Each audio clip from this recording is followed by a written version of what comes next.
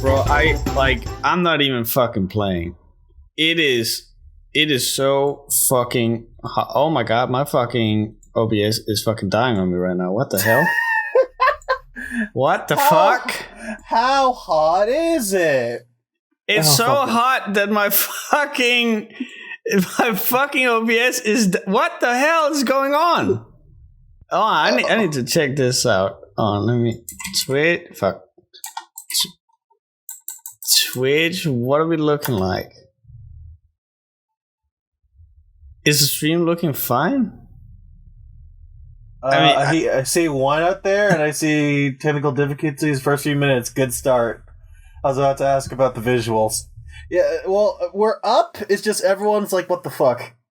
Okay, great. so, and apparently my camera's not on. Oh, right, maybe it will work if I plug that fucking thing in. I use the same USB output to charge my phone when I'm working. Hi, guys. Beautiful. I like it, legit. If you expected anything like of quality, that's on you. That's your own fucking mistake. I can't believe you're this fucking stupid. I'm gonna try to get like. Give me a moment. I'm gonna see if I can like slapdash an image for you guys to look at me with. Just need to Photoshop. Will you please open this very small file and not commit suicide? Technical difficulties are like a mark of quality. Check it, dude. I did not. I don't need to expect quality to be stupid. Bro, you said it.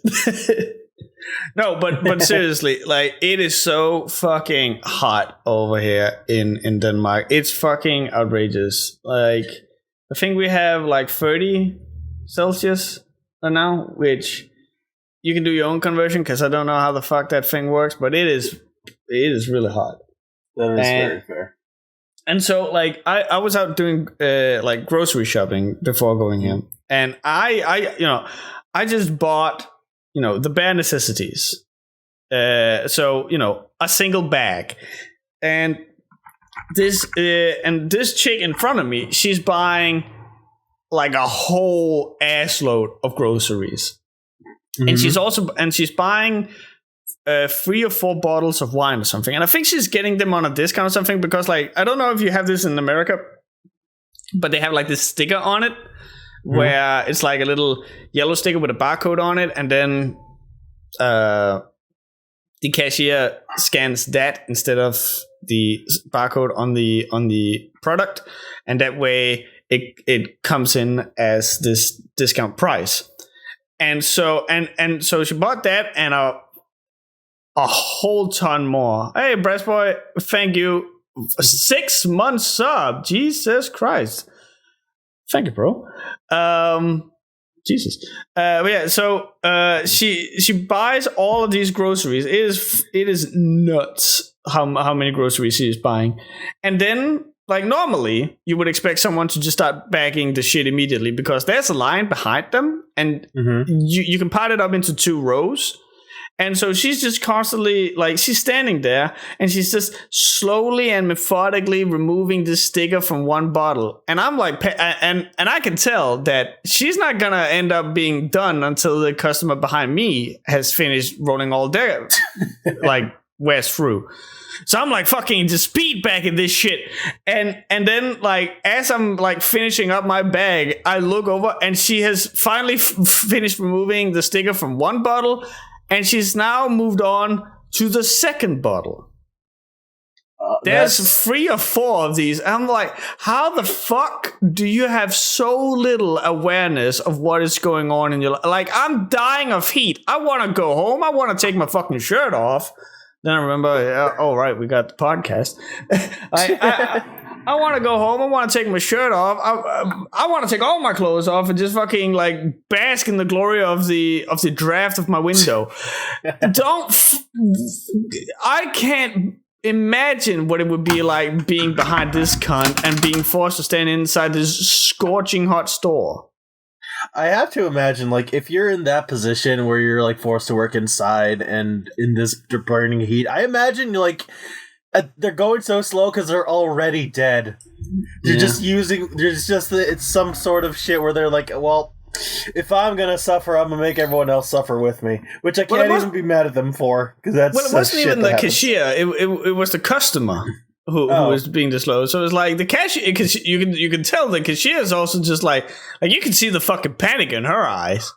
Oh, okay, so it's just a regular kunt. Okay. Yeah, it's a regular kunt. Like, God, I have a friend who lives in Arizona, and God bless her, I don't know how the fuck she stays alive, but apparently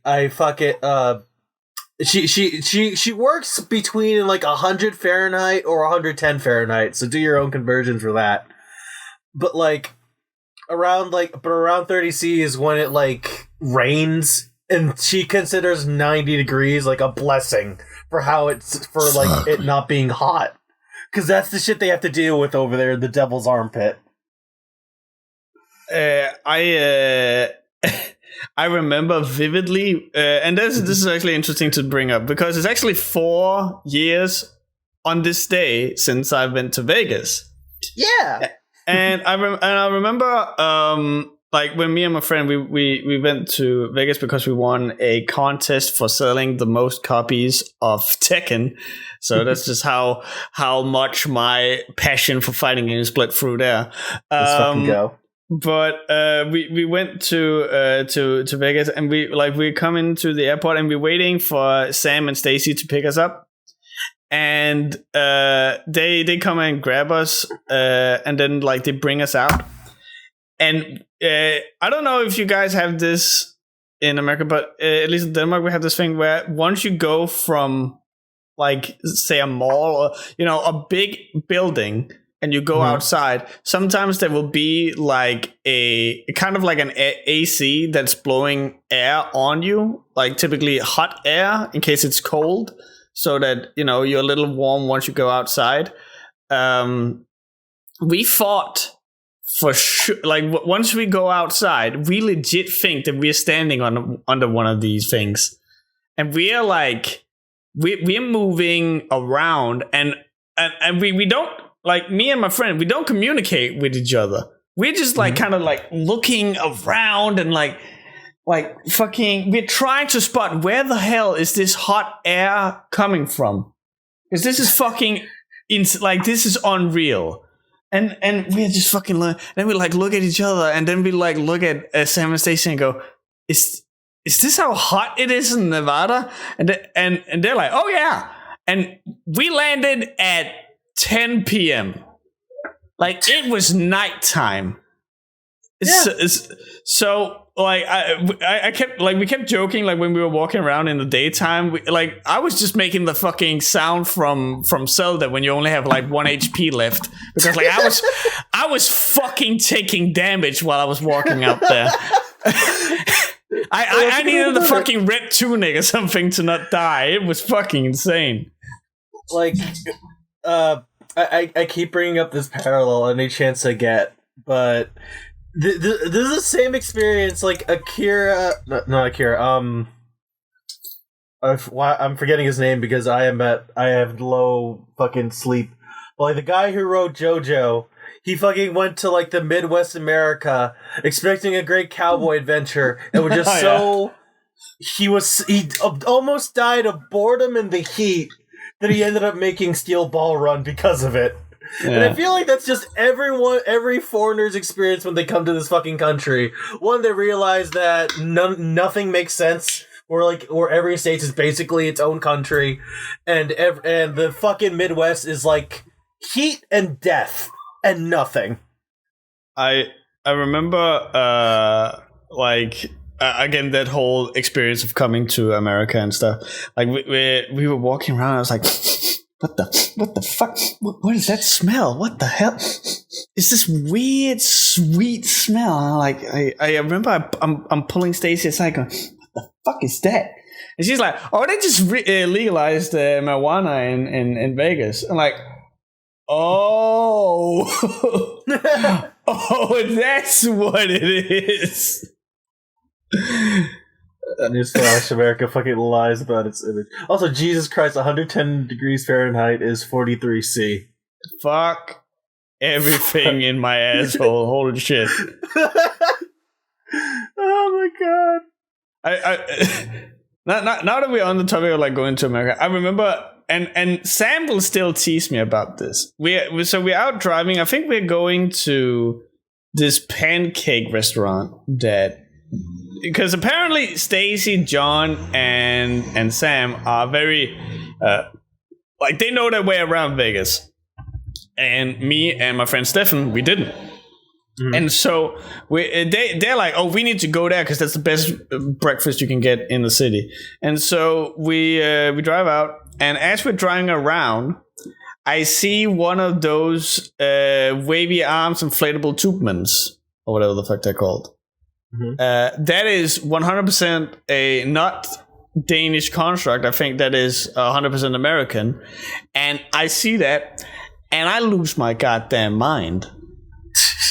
Because I'm just fucking going, it's an inflatable wavy arm tube man thingy. And like, Sam is just like, what the fuck? And at first she thinks that I'm just being a fucking a dumb goof, and then my friend Stefan is like, oh yeah, oh shit, it's the wavy inflatable arm tube man. It's no, it's like, it's that weird American thing that it's like that whole culture difference. Like, you don't see it because no self-respecting country would invent this fucking bullshit. No, but here we are.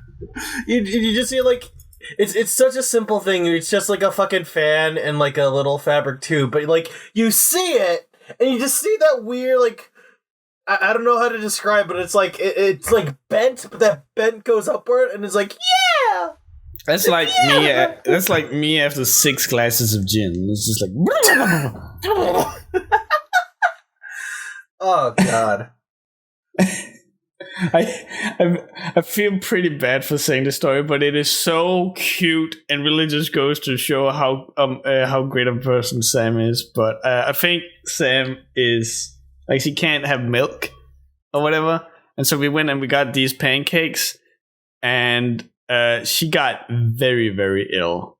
And at one point she like goes to the bathroom, and and she's like pale as a sheet, and she just comes out and like, I'm so sorry, guys. And we're like, what's going on? It's like, I can't have milk. Like, then why the fuck did you have the pancakes? She's like, I didn't want you guys to feel like left out. Like, oh. I love you, Sam. You're too good. Sam, you wonderful person, but though that were me, I'd fucking beat her ass. Like, what the hell? It was such a. This is the dumbest shit. My DM feels that at an emotional level because she has that same thing. Where she can't have milk, but she'll have it anyway to make you feel included, and I'm like, don't! I'm fine! God damn it! My Alice, that I know that you also know, like, she's the exact same way. She will fucking...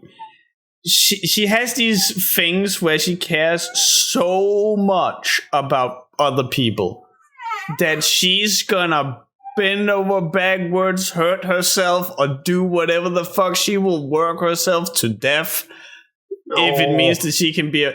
remember when we did the charity stream, the superhero charity stream? All the time and scheduling and all of that shit, she worked herself to the fucking bone to make all of that line up, schedule it, put it into a nice little Excel sheet and everything. And it was just like, you didn't have to do this. And I'm like, I want to help. And she's like, I can't do art, so I want to help in whatever way I can. Like, this is still like too much. Like, this is too maybe a 3-man job. So like, there's just like people like that who will just like go absolutely crazy and straight up harm themselves for their friends, and that is wholesome, but please think about yourself. I can't even yell at her like that because I know I'd pull the same shit for my own friends. I literally went across the sea to visit my friend because I promised her I would and it'd make her happy. Isn't that right? Isn't that right, my DM? Aww. Heart. God bless. Heart. Well. Speaking of DM, hey Cloudy, what have you been up to this week? I'm glad you asked. So I wanted to chill this because we love doing this. Oh, buddy. My DM is in the chat, Gunnar Cooper, and I want to shill this because she's here every Tuesday at around 1:30 Eastern Standard Time, which I think is like 6:30 GMT if you're in Britain land. But like we have we stream our D&D sessions live on Twitch on her channel, and my God, we had to take a little bit of a hiatus because like our DM had to get like tooth surgery, and she wasn't really feeling up to it. But now that we're back, fuck, it is like emotional pain time. I don't want to spoil too much because I did help my DM with like some of the future plot stuff. But the next two this session and the one after is going to be focused around this one player who may or may not be leaving the party for a while because they have their own reasons. So we're doing all this story-centered stuff on her. And by God, we've been kind of building this up for the entirety of this arc for like the last 8 weeks. But we ran into her like her hometown, which is filled with dragons because she's a dragon sorcerer. And we just had to fight her dad, who is an ancient silver dragon, who was brought back from the dead by the big bad evil guy of the whole campaign. And not only was that fucker strong enough to like throw us around like fucking bitches, but it was also just emotional damage on top of that, because we're basically killing your dad again after Harley like left him like far behind to become a pirate. And he kind of like died of an illness off screen, and she didn't know about it. So that was a big fuck. A big fuck. A big fuck. Life's a fuck. Life's a fuck. But like last session was like amazing because like it almost ended like perfectly, because like the way it cinematically ended, there was like the everyone was like beat to shit. The dragon was like almost empty in the tank. There was like a sword sticking. It was like a fucking Japanese katana sticking out of his fucking chest. And Harley, the daughter of this giant fucking dragon, was like, I have to put you down. So she shoots a giant lightning bolt into the sword, and it goes through the guy's heart, and the dragon dies. I mean, technically, if you want to go with the rules, it was like 1 HP left, so she like threw water and then like turned the water into ice and like slashed his heart out. But I like the lightning bolt ending better. But yeah, point is, feels like what's his name, the nameless king in Dark Souls 3. Yeah, basically ended kind of like that. But it was like just really fucking emotionally sad, but satisfying that it ended that way. And I'm like, I can't wait for the next session, because the thing about this one session, like Harley had like two father figures, her dragon dad and her pirate dad. And her pirate dad is kind of alive, but he's like under this weird slave mind control. And there's only a 10% chance we can save him. So there's a 90% chance we're going to have to murder him. But that's also going to be more bullshit. If he's got to go, he's got to go. If he's got to go, it's got to go. But it's going to be emotional to begin with. So, God, we're just we're going nonstop with these like emotional punches, and I'm like, man, I love this game because like my DM just does an amazing job just taking all these like ideas we will have for our characters and just making it come to life on the table, and also just ripping your heart out. That's the reason we all fucking play emotional abuse. You should hear him when he talks about these moments in the webcomic relief VC. Yeah. I can't stop talking about it. I can imagine you're quite the hype man for that topic. I have talked about this with my DM on certain occasions. I have teased about it, but I am planning on like making like a little animated series with the sprites we use for the D&D campaign. So I am planning on actually animating all this bullshit. Because my DM, like, here's how much of a fucking G she is. She makes, like, the only thing she doesn't make herself are the maps. But all the sprites, all the NPCs, all the characters, all the monsters, everything that we interact with are all sprites made by her or, like, edited from MapleStory itself. That's fucking nuts. And she is fucking nuts. And I tell her, you don't have to go this hard. And you know what she tells me? Fuck you, she tells me. Well, is it also her? So I 100% transparency. I have not like caught up on these streams. I simply haven't had the time. But I did peek in at one point, and I saw that you guys have these sprites where when you talk, the avatar talks. Oh, yeah, I do. How in the fuck? That is the coolest minor shit I have ever fucking seen. We actually found this, like, this VTuber tutorial on YouTube where they had this thing where if you...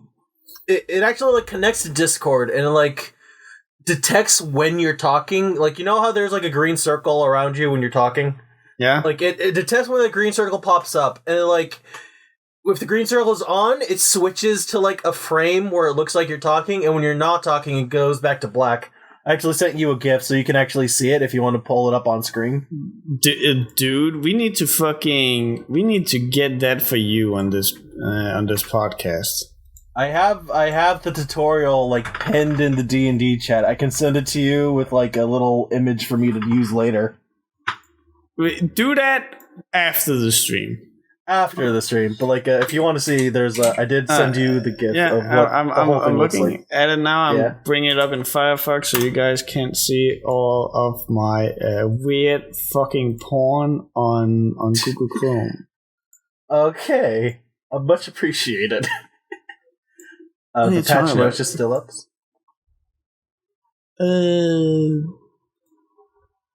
Oh. Boop, there we go. The patch notes are still up. You did just remove the ad, though. There we go. Oh, the ad just it comes and goes as it pleases. It's on some kind of weird cycle. Okay, that's good then. Yeah, that's a freaking cool effect. Why not? I know, but why not both of you do it? Toon Riiser. I mean, like I guess.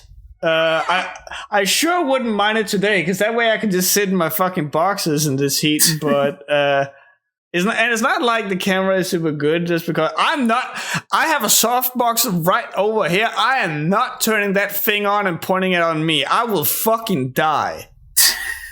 Understood. I will be the deaf. We will be the deaf. But yes, like I do want to stress, like all the sprites you're seeing, like none of them you can make, like all of these are like created by my DM. Like she edited everything herself, like from all the characters to like some of the characters too. And they're really good sprites too. I know. The best part is like a lot of them is like I know they're a lot based in MapleStory, but like a lot of these like custom images, like with like the hairs and the designs and the dresses and like all these little details, like she actually had to go in and make them herself. That's so like insane. So like yeah, you can get like a lot of the bases on with the simulator, but like no, a lot of these are just her putting in the time and effort, just like individually putting the pixels where they need to be so we all look fucking good. I love it. That's so as a graphic designer, there's something about it that I really like, which is the little hop they do. It is so reminiscent of like old school Super Nintendo JRPG. It is such a minor little teeny weeny thing, but it adds so much charm. God, like seeing this on stream is like the best fucking thing. Because like the best thing is, I don't know how the hell she did this, but she got it in a way where it sets up automatically to tell if you're in the call or not. So like if you want to say like if my character or like Spindle, the big pink fairy, wasn't there, it like we would all keep our places, but you would see that like our space is empty if we're not in the call. Oh. So it also keeps track of who's in and who isn't. Oh, that's fucking nuts. My fucking DM's a goddamn OG, man. Like, holy shit, yeah. I love her. She's like my favorite DM. Sorry, Luke, but you've been replaced. Oh, hush, man. Yo, fuck you. You know, like to be fair, Luke was the fucking like the weirdest fucking thing. Like when we refused to follow the plot, he had to make a fucking dick avatar to point us in the right direction. And I don't recall which one of us, but we ended up befriending it and could use his powers once every play or something. It was the fucking dumbest. Oh yeah, left-hander. Yeah, Alice got the blessing of left-hander. And it's dick spit deity powers. Oh god, I remember the one shot I did where I actually used those fucking powers to like for a horrible effect. The one where you had the fucking the guy who just looked at us real fucking creepy and was dragging a dead mouse with him by its tail. And it was like a fucking Pokemon trainer. And then I remember like you had a quote for him. I love shorts. They're comfy and easy to wear. Yeah, and I remember I didn't catch it at first, but I remember there was someone in the group who was like, "Cloudy, you fucking dick." And I was just like, "What?" And everyone was like, "No, we won't tell them." It wasn't until the end that they were like, "Oh, that's a Pokemon reference," and I was like, "Oh my god, that was Pikachu." That was a Pikachu. Oh, the best part is like I made multiple references because like it was the one where they had the whole group of rich people like yelling around these two dead rats, and then I think it was Balls, Luke's character, who like made one of the rats like dance with his magic, and they all fucking scattered. And then the elf picked up all the money. She got like 900 fucking gold from it. I love how the whole session just boiled down to like magical tax evasion. I just like that the entire session was just the team fucks up and Elf fixes it.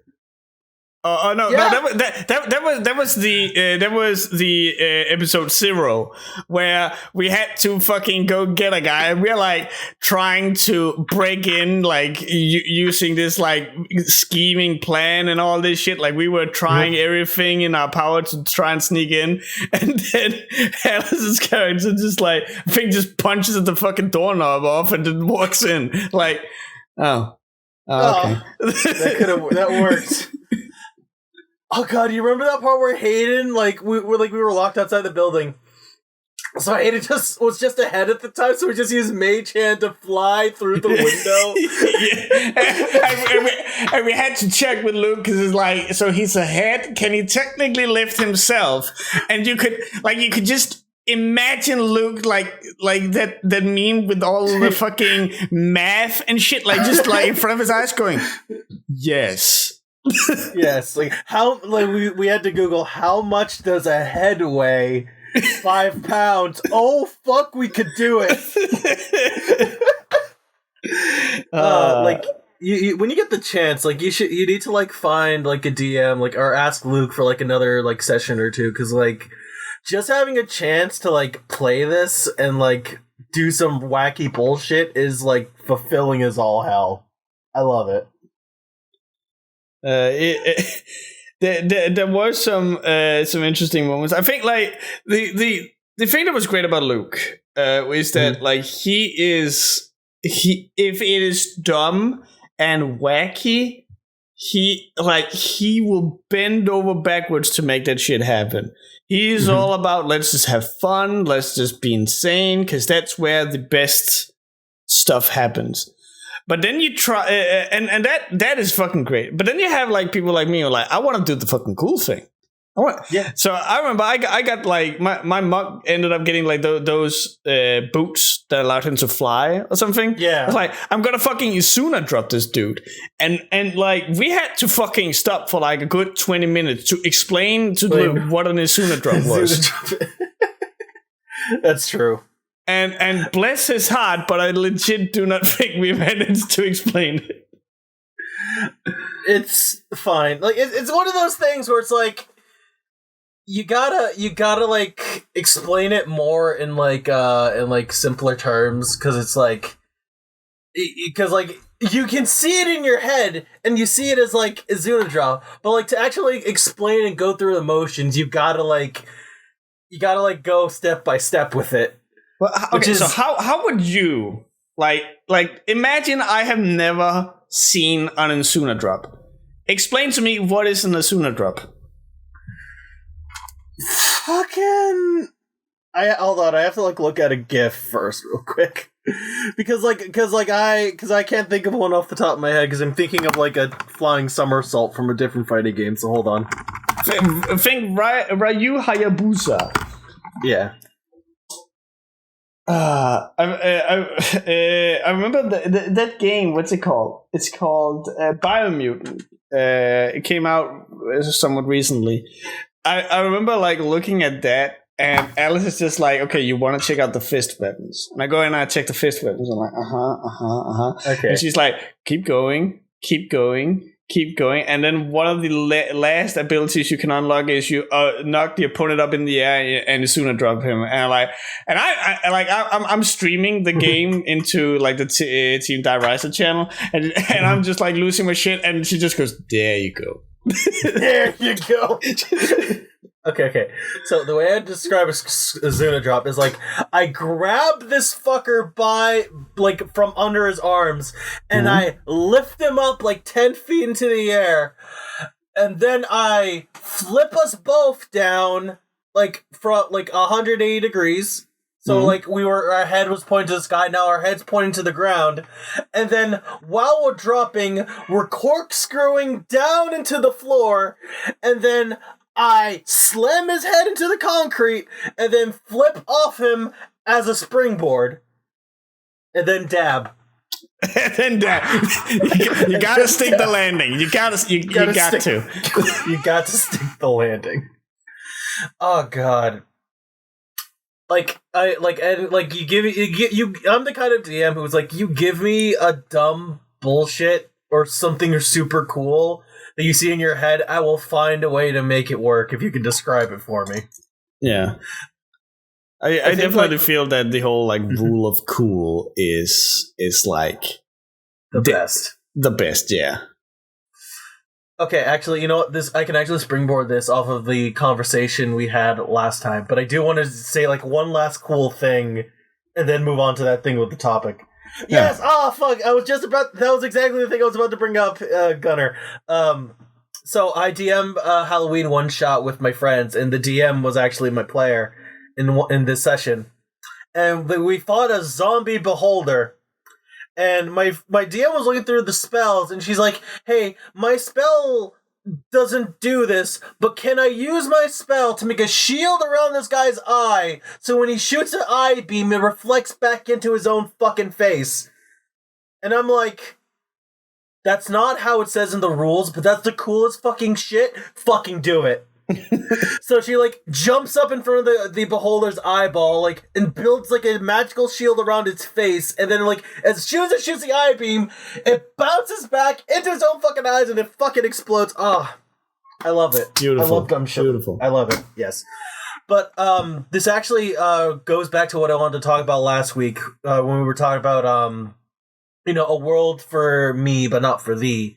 Like D&D is that thing where it has the capability to let you and your players like do whatever the fuck you want, but it also does have that like those sticklers that are really fuck you with like the minute details of the lore. Oh, like yeah. you know how in World of Warcraft how you went through that shit where you had a bunch of people fight you over the fact that nanomachines make sense?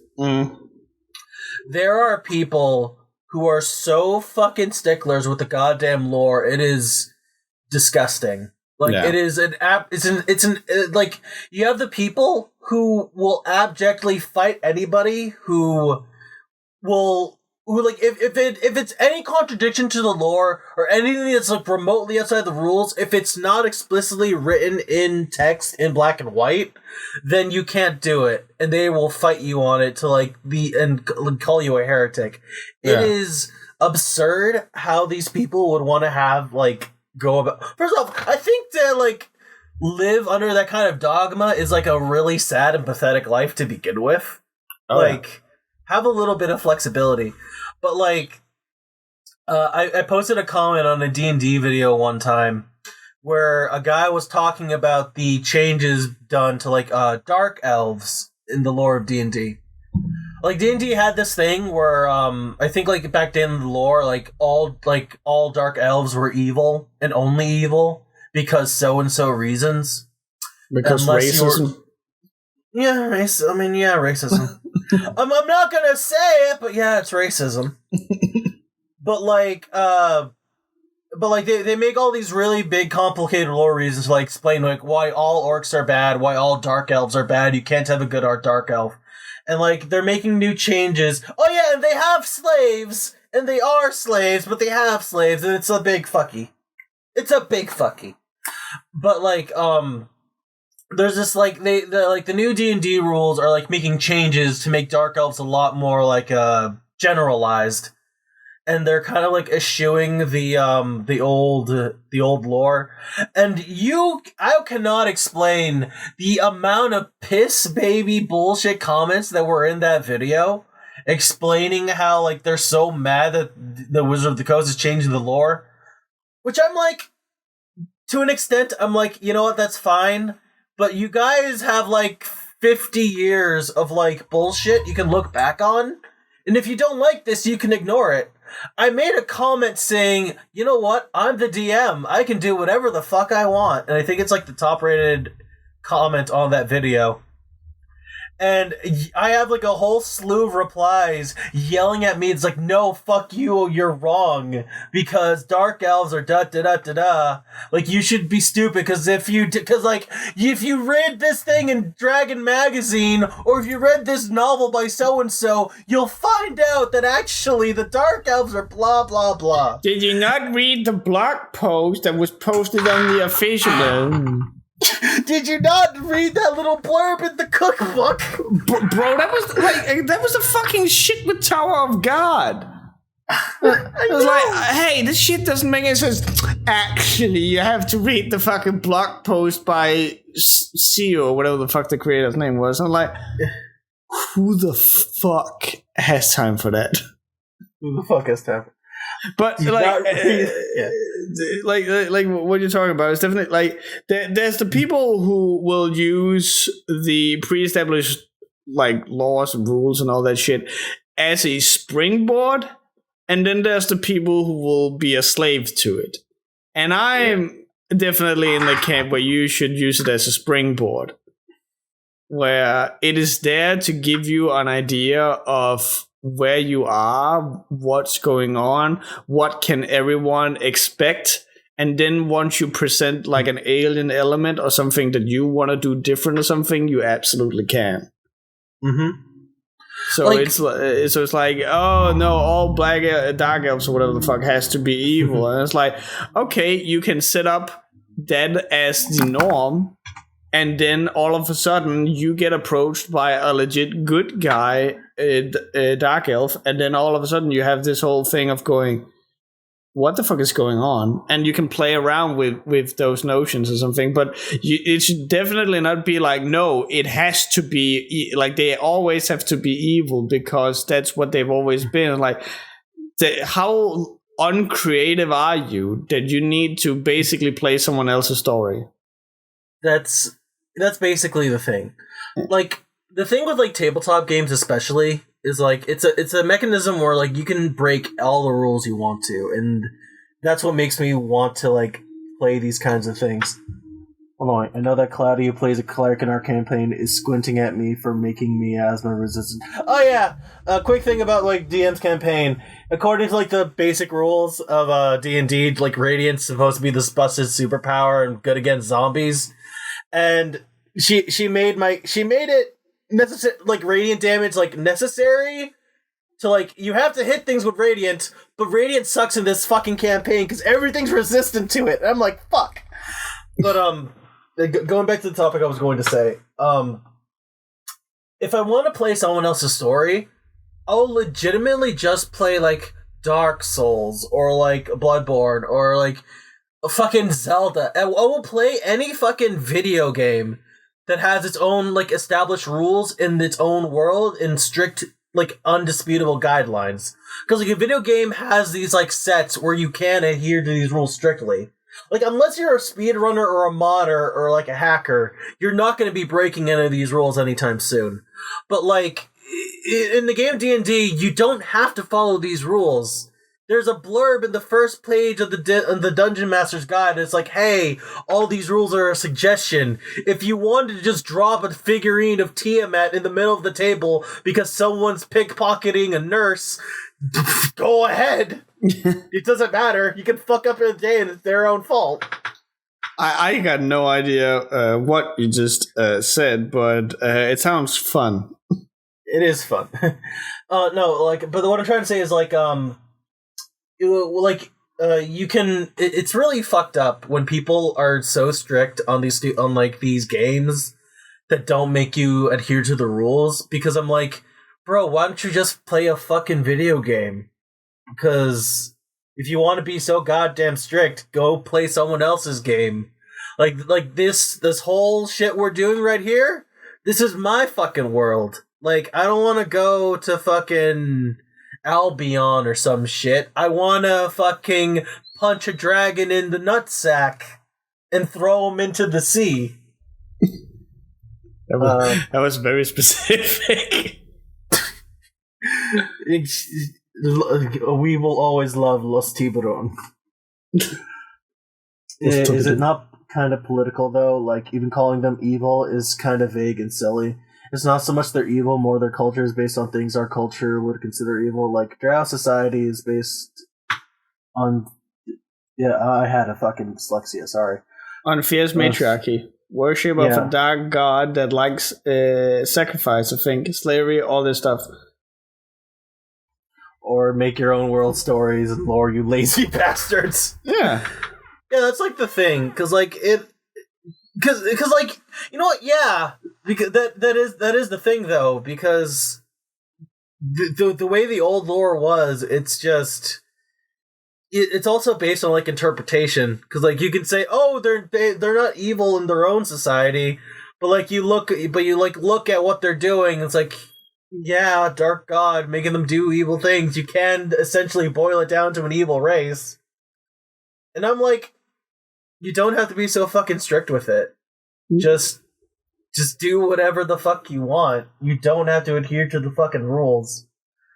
Like, I have a dark elf, I have a drow character who is like a celestial warlock who basically walks around in the sun trying to be a goody two shoes because a god helped him escape his own slavery and he saw the light. And it's funny too, because like he has sunglasses and like in a world without sunglasses, it's great. Or fucking I had a story where you know how dwarves are like set in like caves and shit. I have no dwarves in the land, but I have like dwarves that have like cities in the sky and like do cloud bullshit instead of like rocks and shit. And you know what? You can do that, and I like shit like that. Just like stretch the imagination, do things that are not that don't make sense, but make them make sense in your world. It's your own fucking rules. Just do whatever the fuck, you know? Yeah, like there's definitely like if you wanna play old school D&D, like if you just want this is what it's always been and this is what I'm familiar with and I want to go with that, you go right the fuck ahead. I can totally understand why you would do that, but do not fucking get on people's tits for wanting to do their own shit. Yeah. It's that easy. It's literally that easy. I think this can also like extend past to like any sort of media. Like I'm trying to think of like how to tie this into like webcomics, like because I had an example, but I can't think of it. Well, it is just like that with everything. Like, hey, if you are vegan, nice. You go eat that fucking salad. You do you. Good on you. Just don't get on my shit when I'm eating a burger. Exactly. Hey! If you don't smoke and you think that smoking is bad, don't get on my shit if I'm smoking a cigarette. I'm not, but you know, like, I think it was my dad who at one point said something. Bro, I can hardly figure out my life. Imagine being so invested in someone else's. Oh, that's good though. That's really good though. Oh lordy.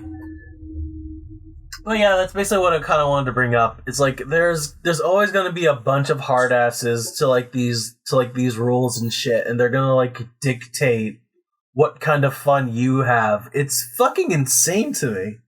Yeah. Just you don't have to. Just have fun and stop being a bitch, baby. You know? Absolutely, it's not that hard. Absolutely. That's always like the way that I'm trying to approach like when I'm doing my reviews or something. I remember, for example, it came up when I was covering carnivores. I was like legit, like I think like the first 15 minutes of that review is me trying to understand what is the appeal of war. And it's like, this is not for me. It's ultimately not hurting anyone. But I will have to like address this as someone who does not understand this. But I'm never like, and so obviously like I ended up giving it like a negative review. But it's one of those things where if you want to do this thing, like go the fuck ahead. Just know that I, as a person, I don't fucking understand. But if you want to do it, you go right the fuck ahead. If we're gonna go to this topic, I think like fetishes are like this weird thing where there's always some psychological component you don't know, or like the people who like it don't know themselves.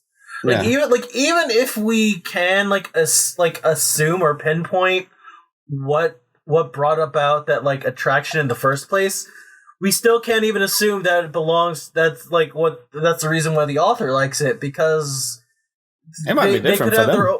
It might be completely different out of the fucking ballpark. Like, yeah. And like it's totally fair to assume, because like at the end of the day, it's just a fetish comic. They're gonna just wank to it anyway. So whatever. If it makes them feel warm and cozy, go the fuck ahead. Yeah, like, as long as there's not kids, then you go right the fuck ahead. As long as it's not kids, yeah. Like, I'll even hazard to say you can put like Crave Control and to like even more extreme case like Angel Corp in the same category. Although Angel Corp is also like explicit. Explicit, yeah. It's this weird thing where it's like, I know this is a fetish comic, but I don't even want to learn what made you get to this point. No. No.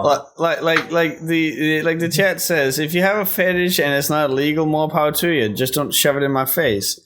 Exactly. And that actually leads me into what I talked to you about, how I had some stuff to say today because I've been spending a lot of time on social media, on all sorts of social media this week.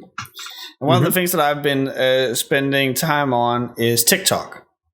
Both because like I find like there's every now and again you fall over some fucking gold on that on that platform.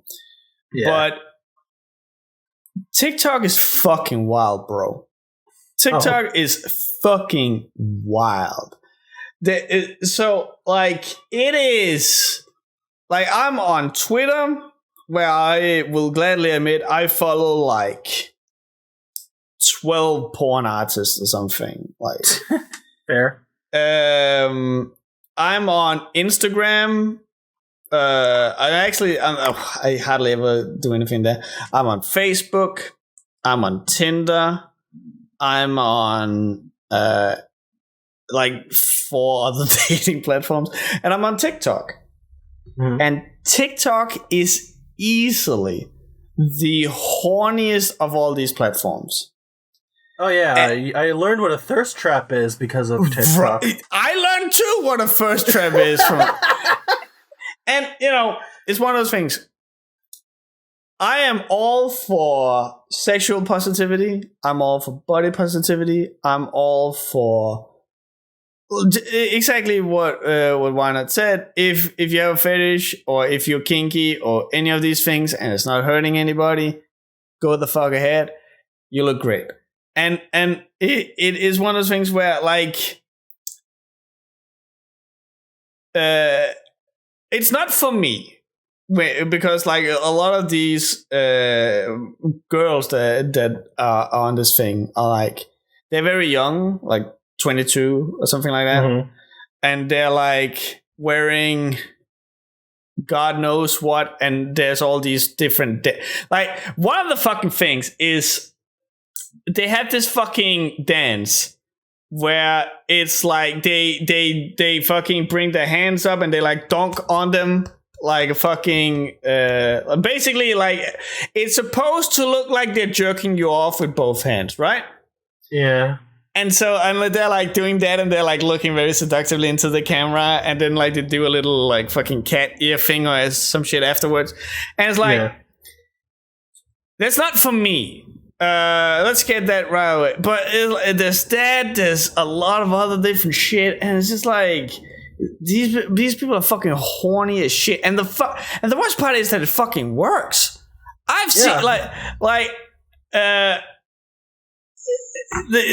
maybe I suppose I'm a little jealous because like I see this kind of shit, and you see, I'm not. If it sounds like I'm attacking anyone specific or an entire group, I'm legit not. I'm making up a hypothetical person that is the image that I have gotten of one particular creator. So I'm not attacking anyone. I'm just making this up. But like, there's this fucking person who is a girl. She has huge fucking milky mommy titties, and she's sitting in her diva cosplay, and she's doing the ahegao face while it looks like she's jerking something off. 2 million likes.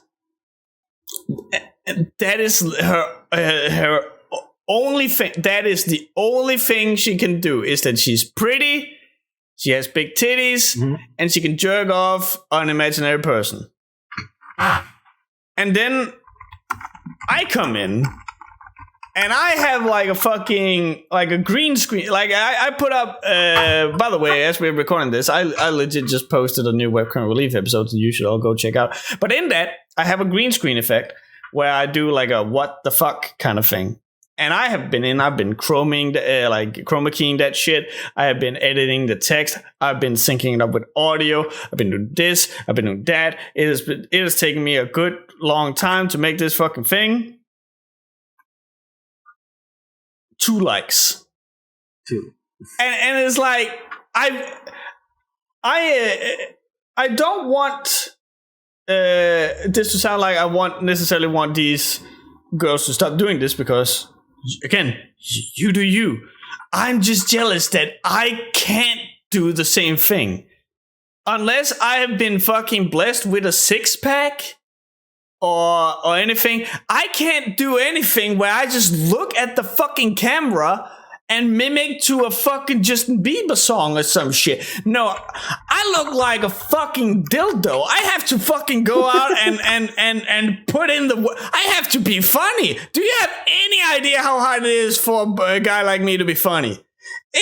I have to put in the fucking work. It has to be a fucking hustle for me to get any fucking views. And then a girl just goes, ara, ara, boom, fucking 3 million likes. It is fucking crazy.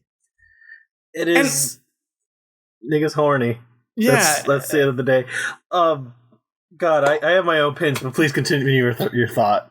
And I've kind of seen like that. Obviously, this is something that has been widely discussed on Twitch as well. There was the whole hot tub meta, where like, hey, I had the huge titties, and I'm basically wearing a bikini that is so small that you can see the fucking dark ring of my asshole while I'm twerking, while I'm writing my 10 billion donator amount on this board or whatever the fuck.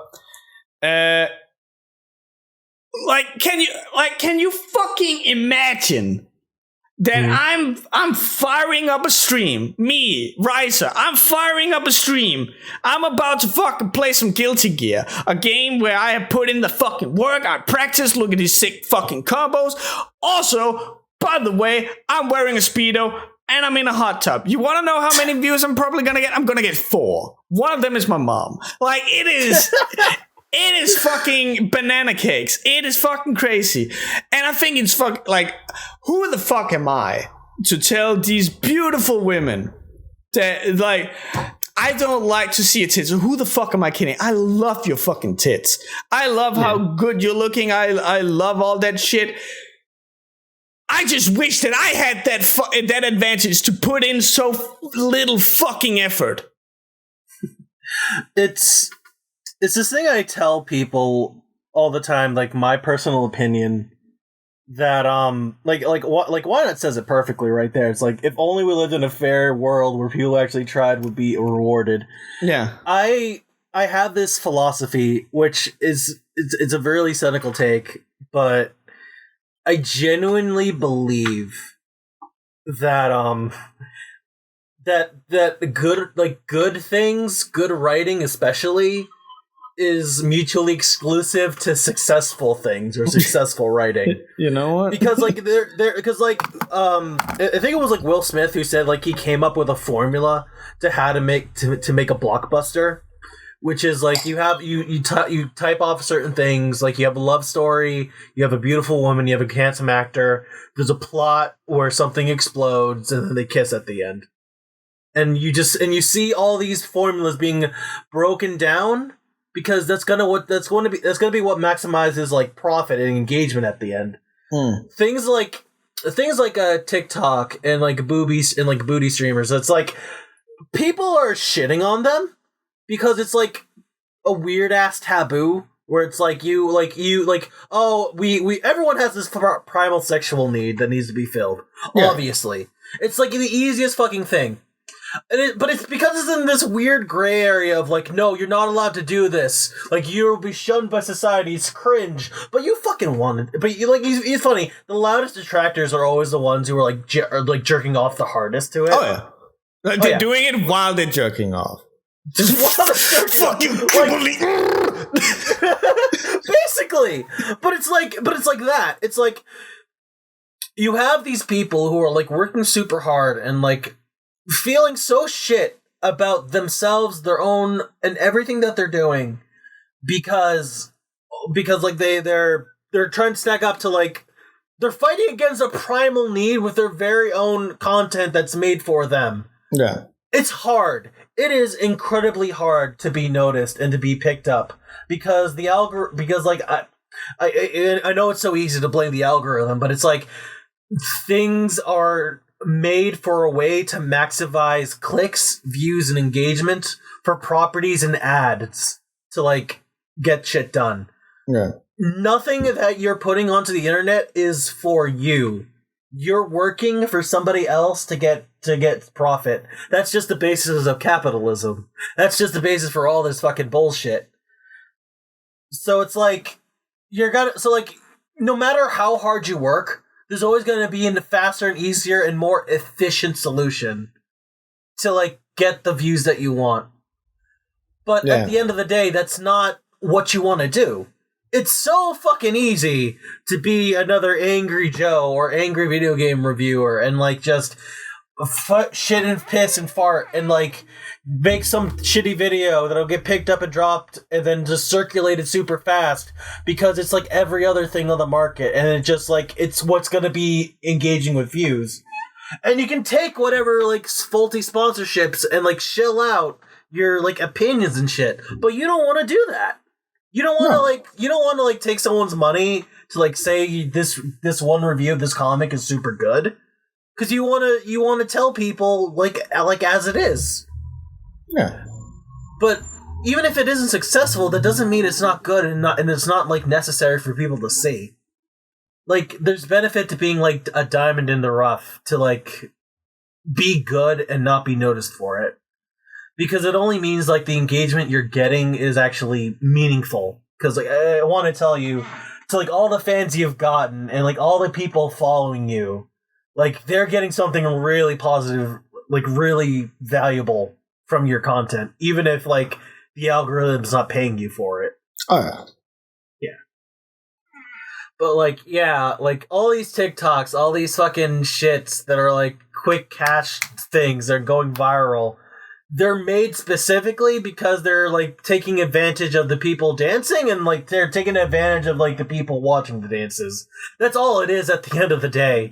Yeah. Because I guarantee you, the people making these like dances and shit, like they're probably not making as much as they probably should be, considering how wide their engagement is on top of that. The only thing that matters is like the people, the advertisers who are sticking ads next to the videos for like fucking lube or some shit. I mean, probably. But like that was just like one of the things. Like another thing is just like so I've been on TikTok just both because like it's fun, but also like I need it for work. I need to go in there and I need to check out like what is trending on the platform, because we need it for work. We need to make content for TikTok because it's an excellent platform to advertise for young new customers and something like that. So we go in there and we check. And so like you both see amazingly talented people, musicians, chefs. I have like one of my favorite things on this platform is just to watch people who are good at their job doing the job. Heck, they might not even be good at the job. Sometimes it's just like, I built a fence and this is how I did it. And like, he walks you through how he built a fence. And it's just like, yeah, man, you go get that money. But then you also have like, remember how there was this whole thing of YouTubers versus TikToks boxing thing? Yeah. Yeah, so I actually there was this one wanker, Bryce Hall, I think is what his name was. I think that was the name of the TikTok. I was like, I wonder like what content does this guy do? Because he has like 16 billion followers or something like that. So I went in and I checked. You want to know what that dude does? What? He looks at the camera while a song is playing. And he's like pointing at his arm, and that's it.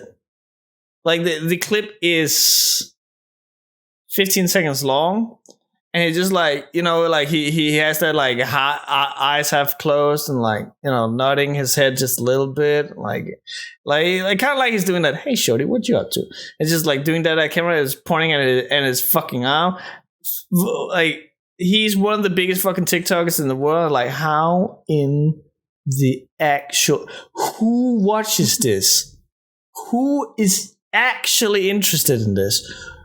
Like it's not even fucking like again. girl with the big titties jerking something off.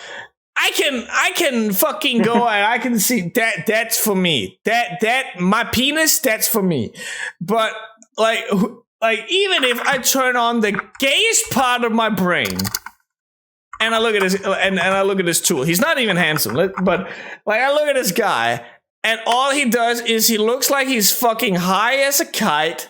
He plays some shitty new age hip hop and he points at his fucking arm, which is apparently a thing that kids do that means I got ice in my veins. And like, people are fucking crazy. And then like, I'm not even fucking kidding. After I finished checking this guy out, the algorithm that you spoke about, it kind of kicked in because like, oh, you want to watch this shit? I'm like, no. All right, well, we're gonna feed it to you until we forget that that's what you wanted. And so I started seeing like all these younger TikTok things because apparently Bryce Hall's young or whatever the fuck. And there's a fucking. I remember I came across a video. I think it was yesterday. Came across a video where there's a girl who's like, me being 16, not understanding why people cut their faces. And like, and then it goes, me at 22. And I swear on Christ, our Lord and Savior, she has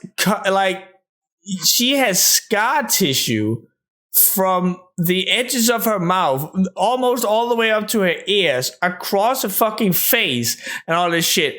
And it's like I had to fucking go and read the like, yeah, have you ever seen like a Twitter or a TikTok or post on any place where the post itself confuses you and the description of the post does not explain what the fuck is going on, so you have to read the comments. And that was me. So I'm like fucking reading these comments, and people are like, oh, that's so hot. Oh, that's such a cool scar. Like, are people fucking doing this? Oh no, it's a fetish. Are people fucking cutting their fucking heads open for TikToks? What the fuck? And that fucking sent me down a fucking rabbit hole. Do you remember fucking Ray William Johnson? Equals free. That's a name I haven't heard in 1,000 years. That motherfucker is on TikTok, and guess what? He's doing the exact same formula as before, in which he doesn't put in any fucking work. He just has people send him clips and then reacts to them. But now it's a lot more. Like he deals with more scandalous stuff, right?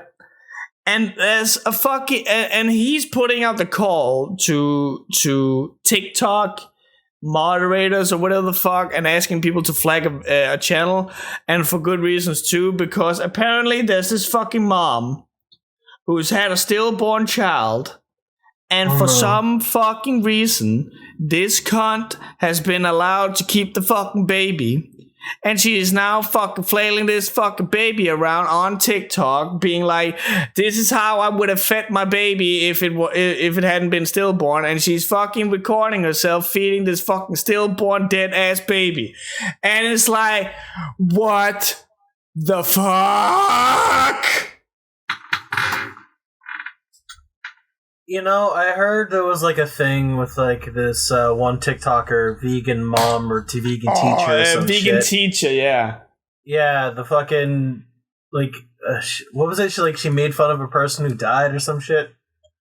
She was a fucky person to begin with, who was really talking about how everyone who isn't vegan is going to hell according to Jesus.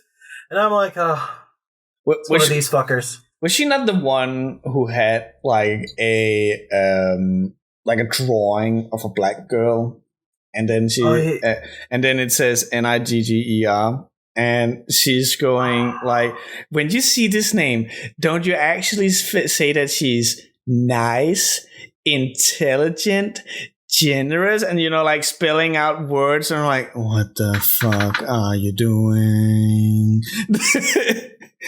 Oh, yeah. It is a whole fucky thing. this fucking white ass milk toast bread ass bitch is trying to make the N-word a happy word.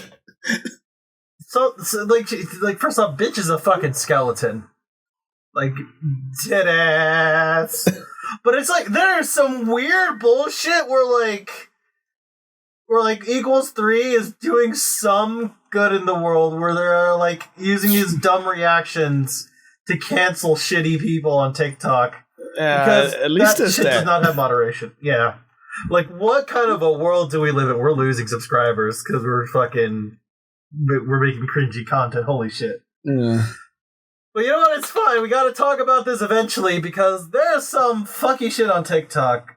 Like, I don't personally use it because I know if I have like a horribly addictive personality. Like, it's addictive as fuck. I have a bad time like doom scrolling on Twitter and shit. I joined Reddit recently just to look at like a dividends post, and now I'm stuck in a One Piece forum. Like, fuck! I just came here came here to look at the chapters. Why am I talking to these people? So there's actually a thing on TikTok that I think like more social media platforms should have, and I think that TikTok has it exactly because it is such a addictive time sink. It actually has a thing where it's like, turn the fucking app off after X amount of time has passed. And then like you can lock it for a specific amount of time, just so it's like you cannot fucking touch this app again until a certain amount of time has passed. Which, that's actually pretty cool. But like, yeah, Reddit is fucking weird. We have Zoo files and shit coming out in droves on Twitter. We have people cutting their faces on TikTok. And now I want to take you on my journey on a dating app. Oh boy, let's fucking go. Or more specifically, 2. So, as you all know, I'm a handsome single young boy. I'm 32. I'm a handsome young man, at least my mom tells me so. So I figured, you know what, maybe it's time that we do something about this, and let's head up some of these dating platforms. So in Denmark, we have please help me out. In English, when you're saying that you're like picking someone up, have you at any point said you score someone? No. Okay. I've never heard that expression. Okay, so in Denmark, if you like pick someone up, you score them. And so there was a site called Score.dk, which is, you know, that is the .com but for Denmark. Mm-hmm. And that's been advertised fucking everywhere, right? So I'm like, okay, let's try this thing out. So I make like a profile in there, and then like it's like, hey, what are you looking for? I'm looking for this. Tell us a little about you. Oh, I'm a graphic designer. Yada yada yada. Tell a joke. Like all, like, you know, like ice breaking text, if you would. And so I do that. And then I'm like, oh, people are looking at your profile. Check out who it is. And I'm like, okay, who it is. And most platforms will take money for you to figure this out. But this site didn't. And I was like, okay, we're getting somewhere. 6 people already checked this thing out. I can see them. Some of these look really pretty. And I checked one out. Just, you know, get a feel for it. Like, who are these people? Are they bots? Because I've been approached by bots and scammers before. I take this one out, and I can very quickly tell that this is not a bot, this is not a scammer, this is a 100% genuine person. And I know this because the text is, I want you to piss on me. If you, and I want you to use me. One of the things that I would demand of you as my partner is that you would lend me out to your friends without my permission. Like, this chick is just fucking going wild, bro.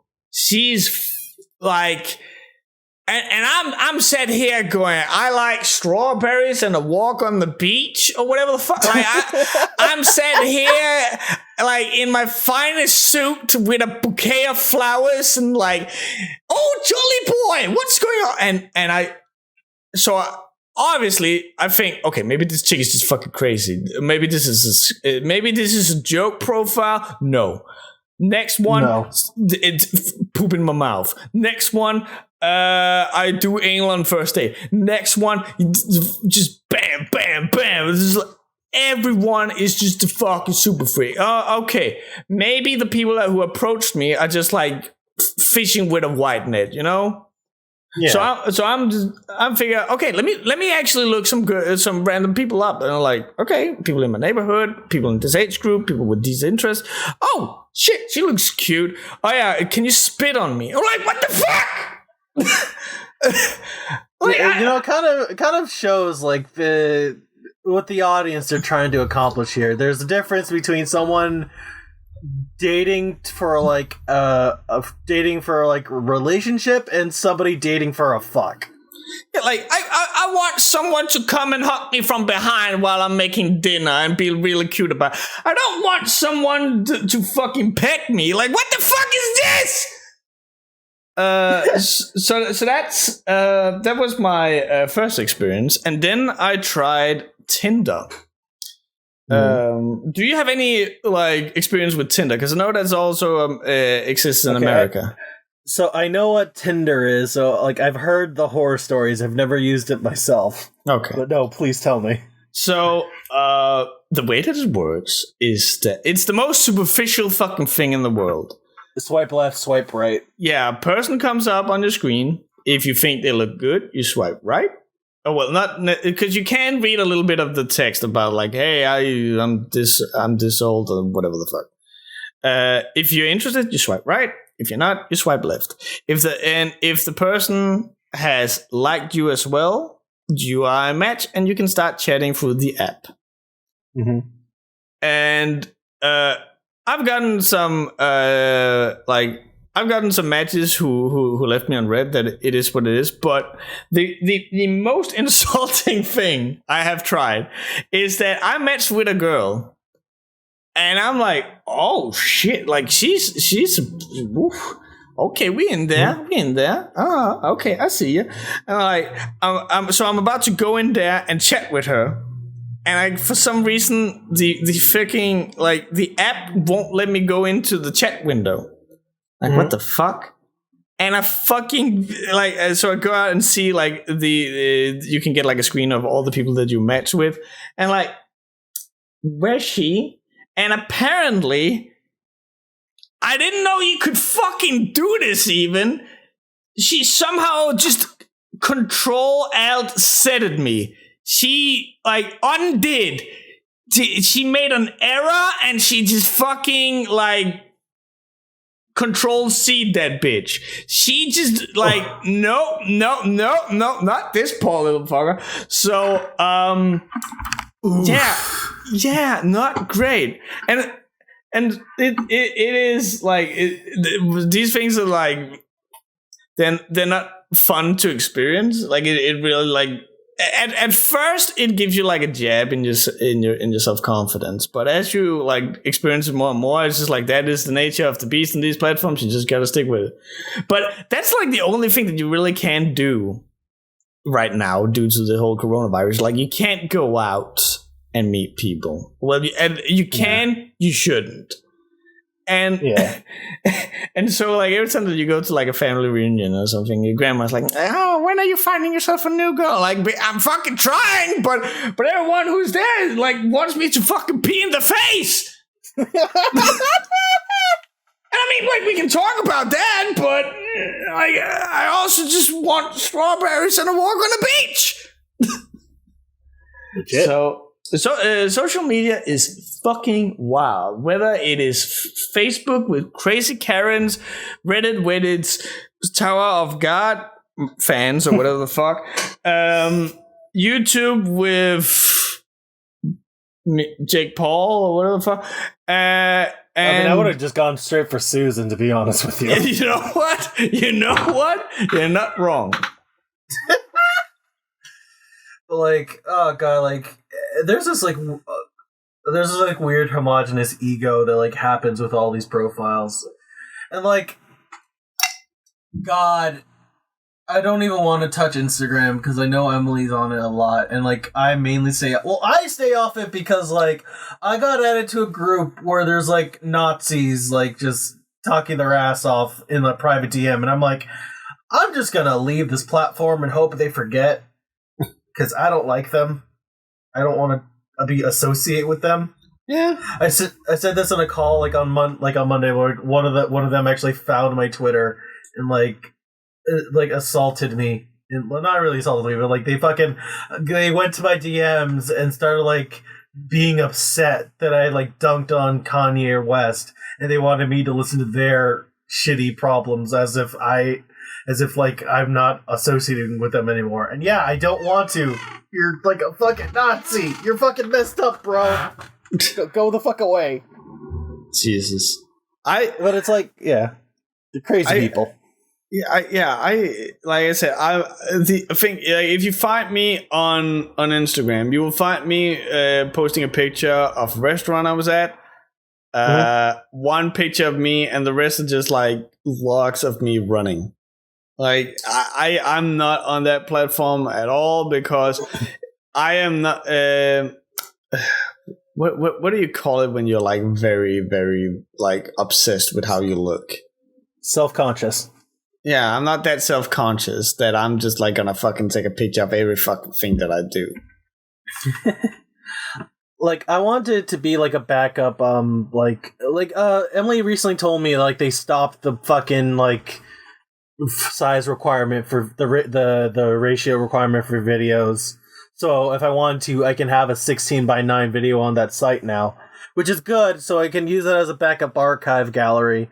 But I'm like, there's this shit. Like, I personally, like, you've known for the longest time, I hated it when people would use my real name in like shows and shit, and I would hate it when people like bring up photos of me because I don't want that shit up on the internet. Oh yeah. Like like I'm loosening up on it now because I finally paid off my student debt. So if an employer like looks at me and like find this shit, is that you? And I could be like, yeah. So I can say that now, but like back in the day when I was afraid of like I couldn't make a $700 payment for that month, then yeah, no, that mattered to me a lot. Yeah. But like, fuck, I couldn't do that. I couldn't like I can't understand these people who like really would spend all of this time like being not self-conscious and like showing every little parts of their lives and like having that be a really close part of their ego. Yeah. I don't know. I couldn't do it.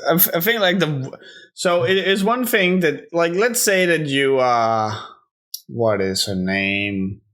There was some model we talked about her in class, but it was like they like a model who wakes up, she takes a picture of her in some tight jeans or whatever the fuck.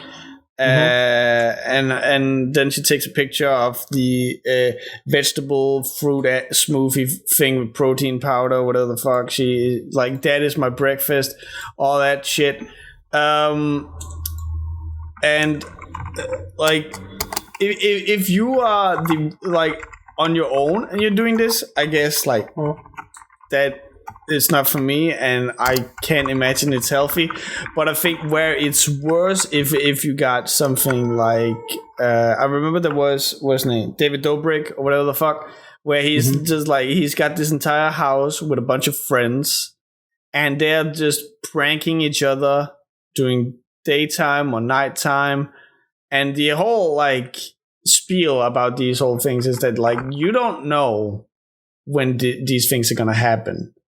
So you have to be ready to put on your game face or whatever the fuck whenever the fuck something happens, and it is 9 times out of 10 outside of your control.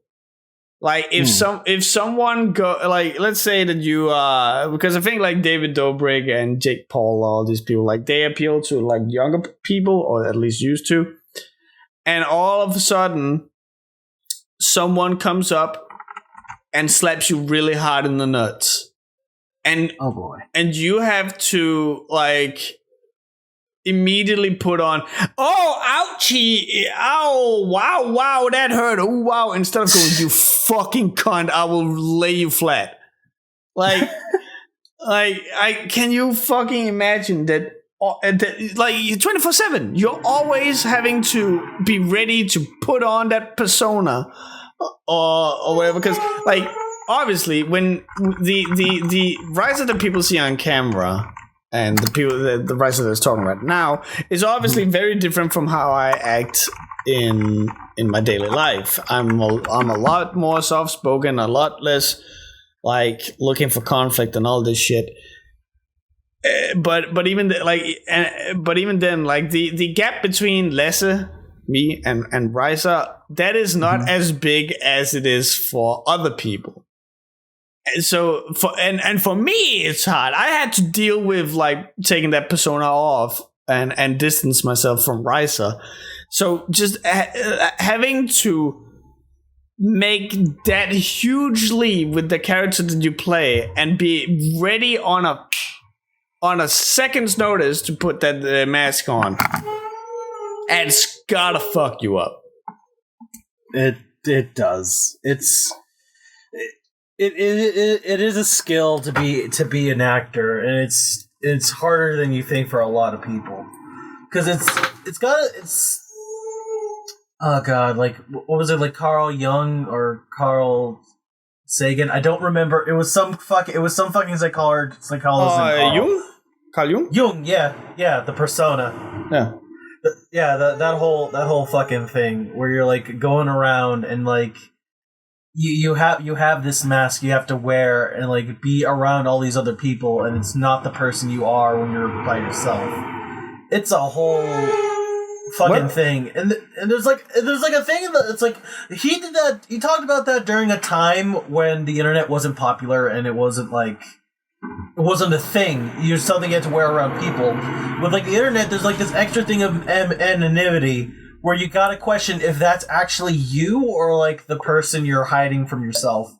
Yeah. Oh fuck! I can talk about art drama now that we're talking about this. Ooh. This is old. Before you do that, have you moved to a zoo or something? I'm hearing fucking tractors, cats, and what sounds like a wolf. Oh, there's like it's trash day, so there's like they were supposed to come in the morning, but like the garbage truck is not like finished yet. I'm sorry. Oh, it's fine. I was just like, what the fuck? It sounds like a wolf. Like, oh god. Sorry about that. I can't tell them to shut the fuck up, unfortunately. It's fine. All right, sorry, go ahead. So, we talked about this like a couple of weeks ago, like in private, but there's this shit happening in like the YouTube art community right now. But this one woman called Creepshow Art. Oh yeah, I heard about that. So, context. There's a community of people who just like to be there's an artist community, and then there's this art commentary community.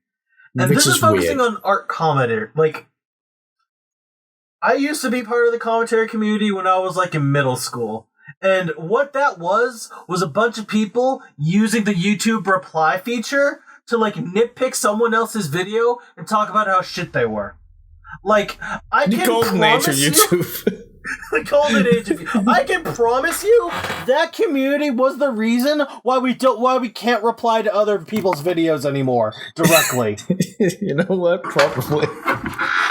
Oh god, like if that shit was made today, you would have had like a bunch of people with like anime avatars or like fucking Hobbes from Calvin and Hobbes pick apart your reviews because they disagreed with like your pronunciation of the English language or some shit. It's awful. But like so like it's evolved and like morphed during the years. Like fucking that one asshole that looks like Scout from TF2 but talks like an asshole. I'm forgetting his name. I was about to say it's a Gundam or something. No, not Gundam. No, he was the asshole who talked about like Randy Stair and like he was happy that Corona happened. Medicare. Medicare, yeah, Medicare is like one version of it.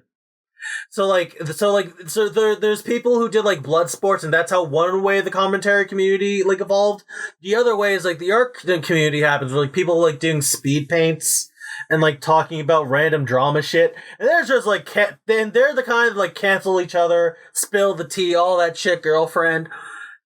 And like Creepshow art was this person who was at the center of this art community who would cancel and fight every fucking buddy and throw people under the bus and do all this manipulated tactics behind the scenes. And then we find out at the end of the day that like what she would do, it was like she would go to like the lol call forums, which is like this 4chan-esque website. And she would, like, not only shit about her close personal friends in the art community, she would fake her own bullies and trolls and, like, try to, like, up herself indirectly or try to gain sympathy. It's like, oh, I'm Creepshow, but, like, you guys suck, I suck, oh, no, you, me. It's, like, this weird, like, role play she's doing with herself with, like, all these different anonymous accounts, like, trying to shit on herself.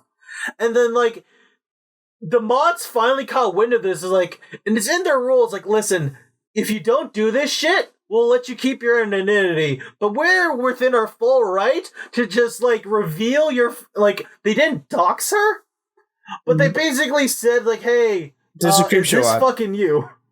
Yeah. This is Creepshow art, yeah. So, they basically revealed the IP addresses of all the Creepshow art's bullshit.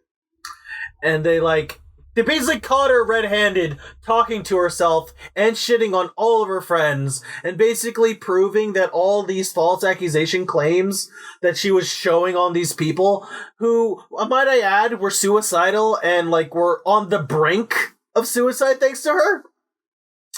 Like, not only did she start it, when she got found out, she made a whole-ass post on, like, on YouTube talking about, oh, that shit wasn't me, I have this really crazy stalker who is like spoofing my IP address, which as an IT, spoofing is not the right word. It is not even close. So not only does she not know what we're talking about, but basically she's trying to blame the shit on some Iranian super hacker. But not only is that lie bullshit, a video came out by this person named Emily Artful, who not only took apart her, like, statement, she proved with receipts that Creepshow art was actually stalking Emily Artful as a, like every horrible thing that she said, she did herself to Emily. Yeah, it's so wild because it's one thing to like make up drama yourself, but the fact of the matter is that everything that she said, oh my stalker is so crazy because she did this or that or something, and then like you go out and do it. That shows, like, the fact that you bring it up shows that you are aware that this thing is fucked up, and you're still doing it because, like, sometimes fucked up behavior comes from simply the fact that you don't know that it's fucked up behavior. Yeah. Like, we know of a certain person who approached a friend of ours, a publisher, and that whole thing. And even though the person is a fucking cunt, we can only assume, like, they did it assuming the best, but it ended up having damn near catastrophic consequences. And it's like, he didn't fuck it, it's out there, he didn't know that what he was doing was fucked up, but fucking Creepshow art clearly did. Oh yeah, like, it's this weird thing where, like, if you want to go, like, so Emily Artful goes into, like, great detail, and I'll, like, send the link to Riiser to put it under the YouTube video. But the thing about this, like, she had a very, like Creepshow got together with like Emily's a weird abusive boyfriend, and the boyfriend especially was really tormentive towards Emily, but Creepshow just like became his accomplice throughout the whole thing. Like, there was a point in time where Emily was homeless due to no circumstances of her own. She had to take care of a child, and Creepshow and her boyfriend chose to be homeless. They lived in a van, and while they were living in that van, they were stalking Emily, sending her threatening emails and messages, and like threatening her when she's trying to like just move on with her fucking life. Yeah, like they would go to the like I think an IP search or something showed that they would like go to the local library to use the Wi-Fi in there or some shit like that. Yeah. Like how dedicated are you to like fuck with one person? Like if she tried to blame it on her boyfriend, like that wouldn't be an excuse for how far horrible this fucking is. Yeah, I will like, say that. Go on. No, you go ahead. You go ahead.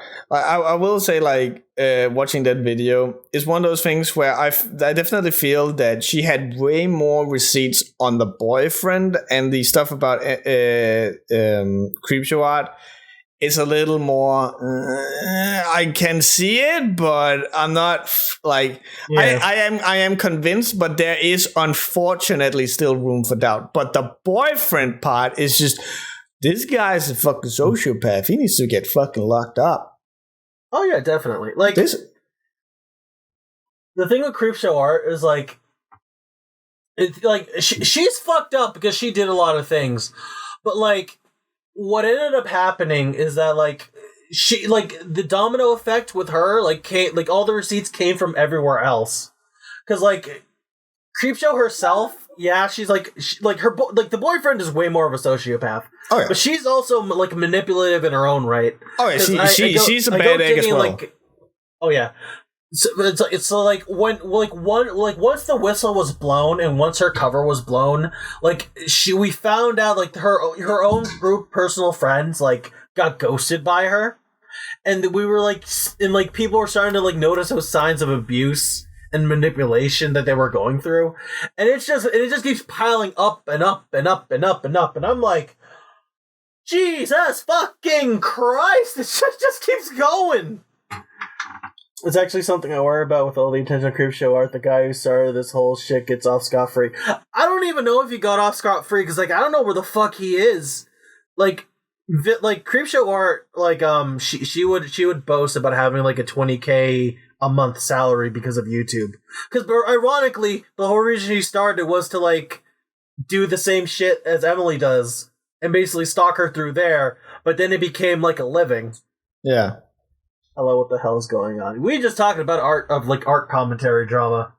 Because I'm like, it's fascinating to me. I think like one of the most damning things is that she was friends with a lot of different people who have like news channels or something. I remember there's the YouTuber Tipster.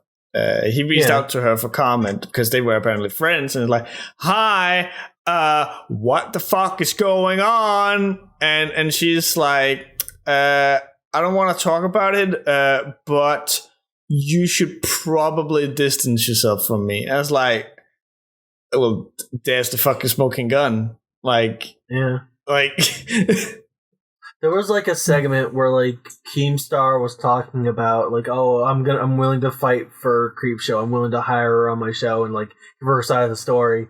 But this was right before the Emily Artful video came out, and then Keemstar backed the fuck up and started dunking on like Creepshow at the same time.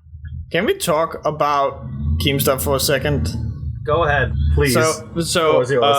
So I don't like Keemstar. I don't think there's any real big like, oh my god thing for saying that. I think he's a cunt too. Yeah, but I still subscribe to him just because like I'm like a fucking house mom. Whenever I see there's drama on YouTube, ooh, and then, like I'm sitting there and then what did he say? Like I'm fucking in there. I love that shit. I'm a blonde hair ass bitch when it comes to that shit.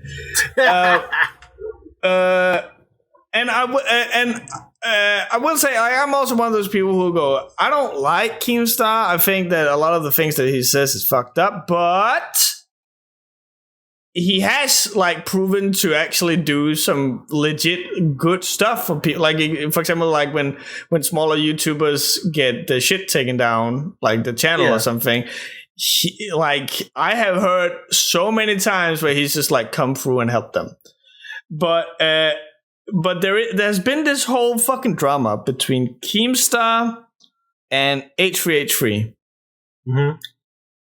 And I hate to fucking say it, but I actually think I'm Team Keemstar. Really? I am not aware of this, so please fill me in.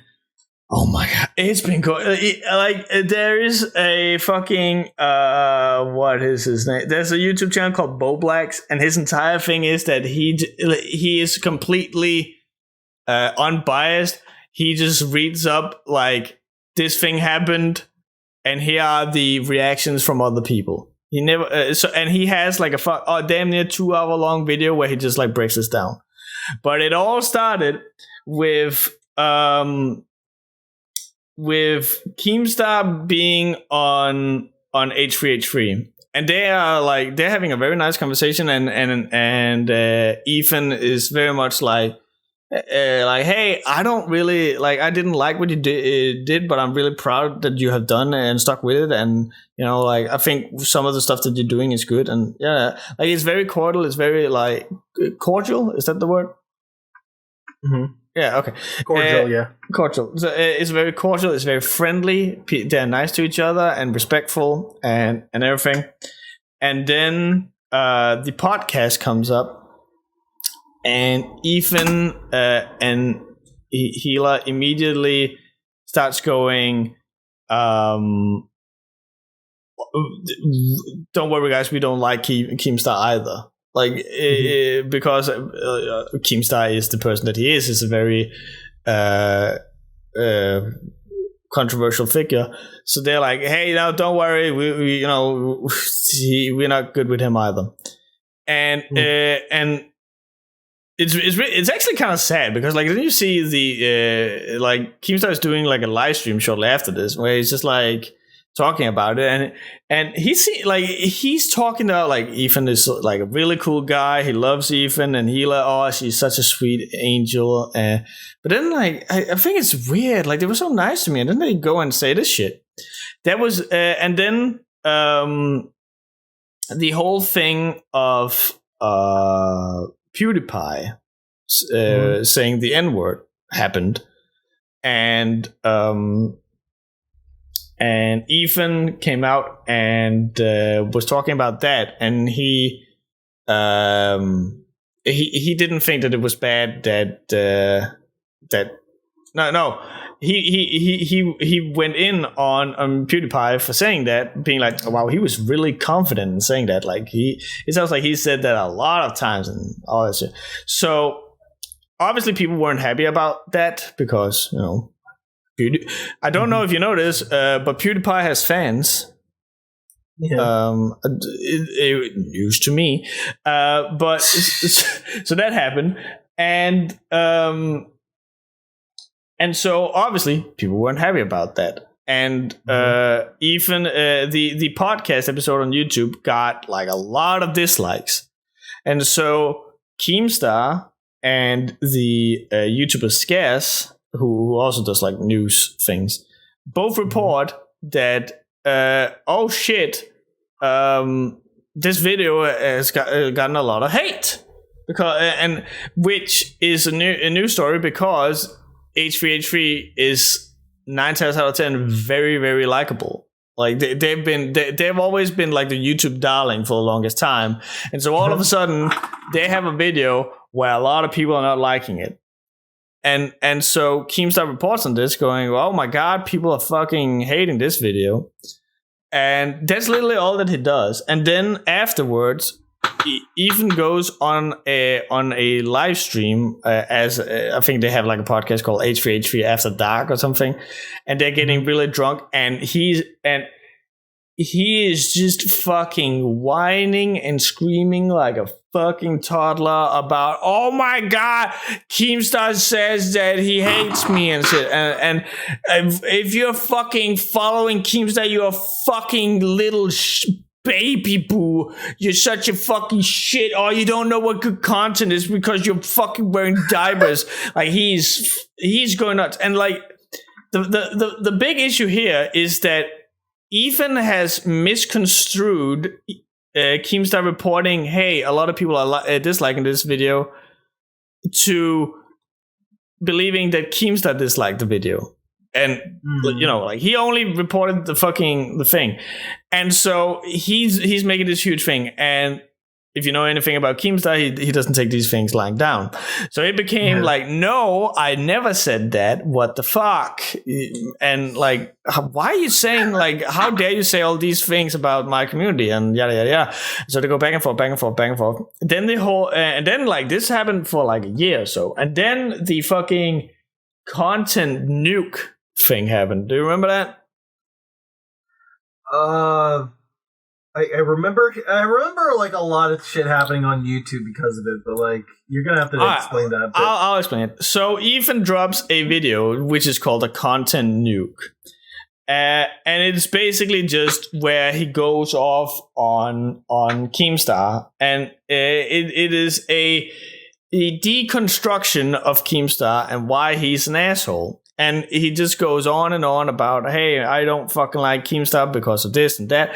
And the weird thing is that he's like bringing up shit that everyone and the mom has brought up before, because a lot of people have tried to cancel Keemstar, but somehow the man is still going.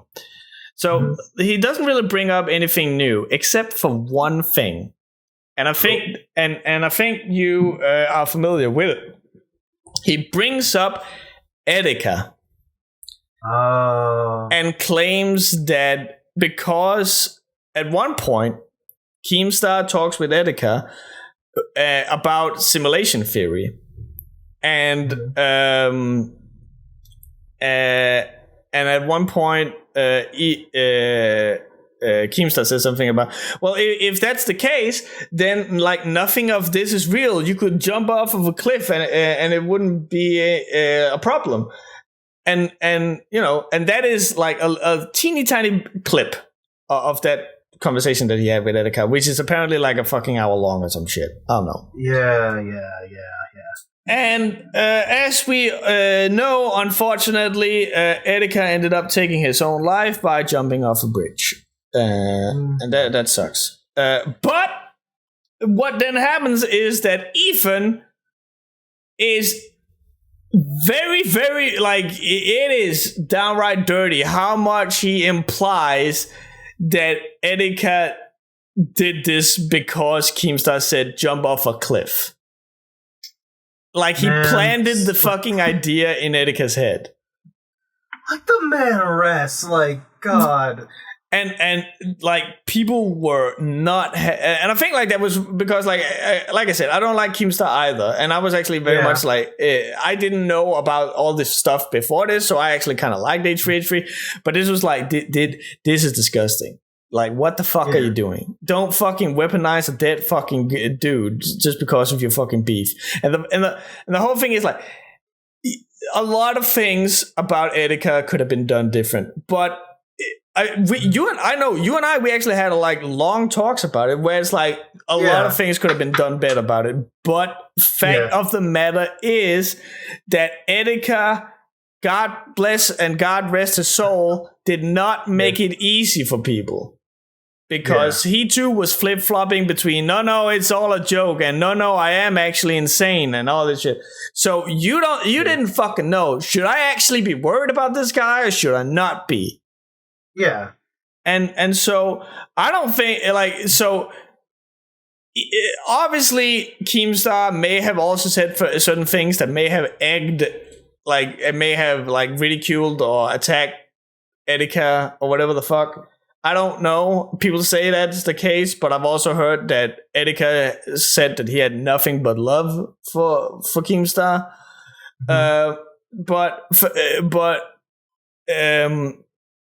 Again, people came out and was like, hey, Ethan, this is not cool. What the fuck are you doing? Don't that's- don't weaponize it. And the biggest issue with Ethan is that he's not willing to take an L, no matter how teeny tiny small that it is. So he at no point does he like say, okay, you know what, that was actually like that was not good. Like that part there, like I stand by everything else, but that part there, yeah, okay, I fucked up. I'm sorry. I'm very sorry. Like I retract the statement and everything. He doesn't do that.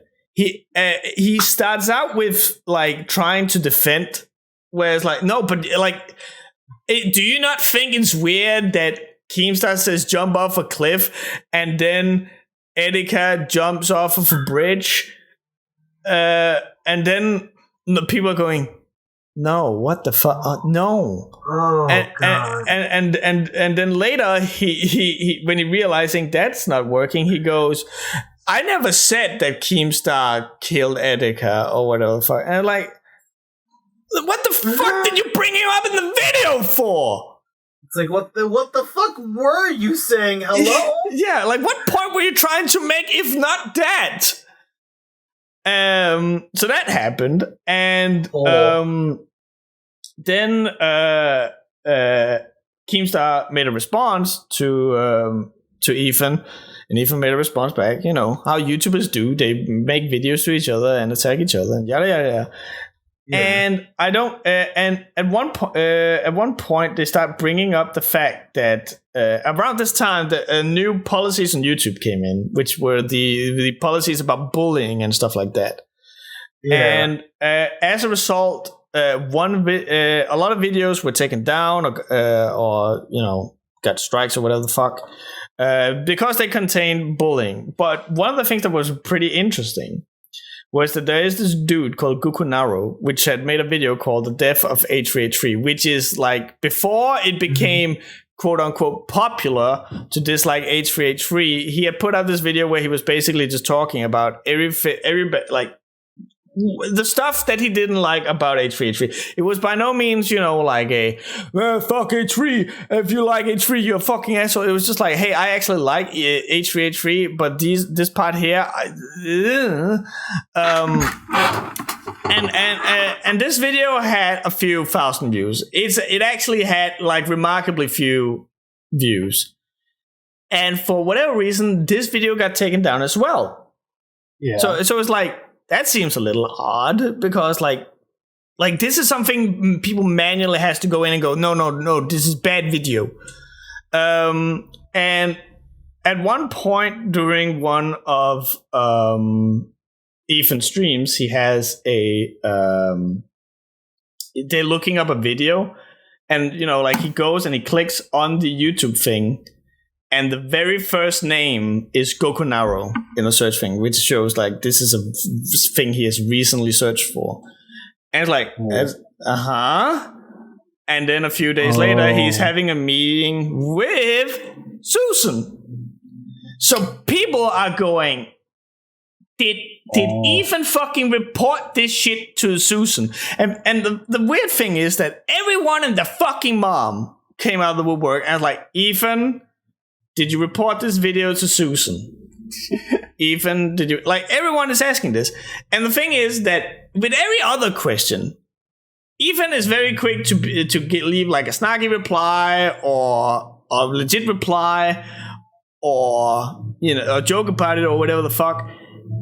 Or you know, like just give in no uncertain terms, no or yes. But with this question, he has to this day still not answered it like 100%. He just keeps saying like, but it's such a dumb question. But it's like, then just say no. And he never like replies.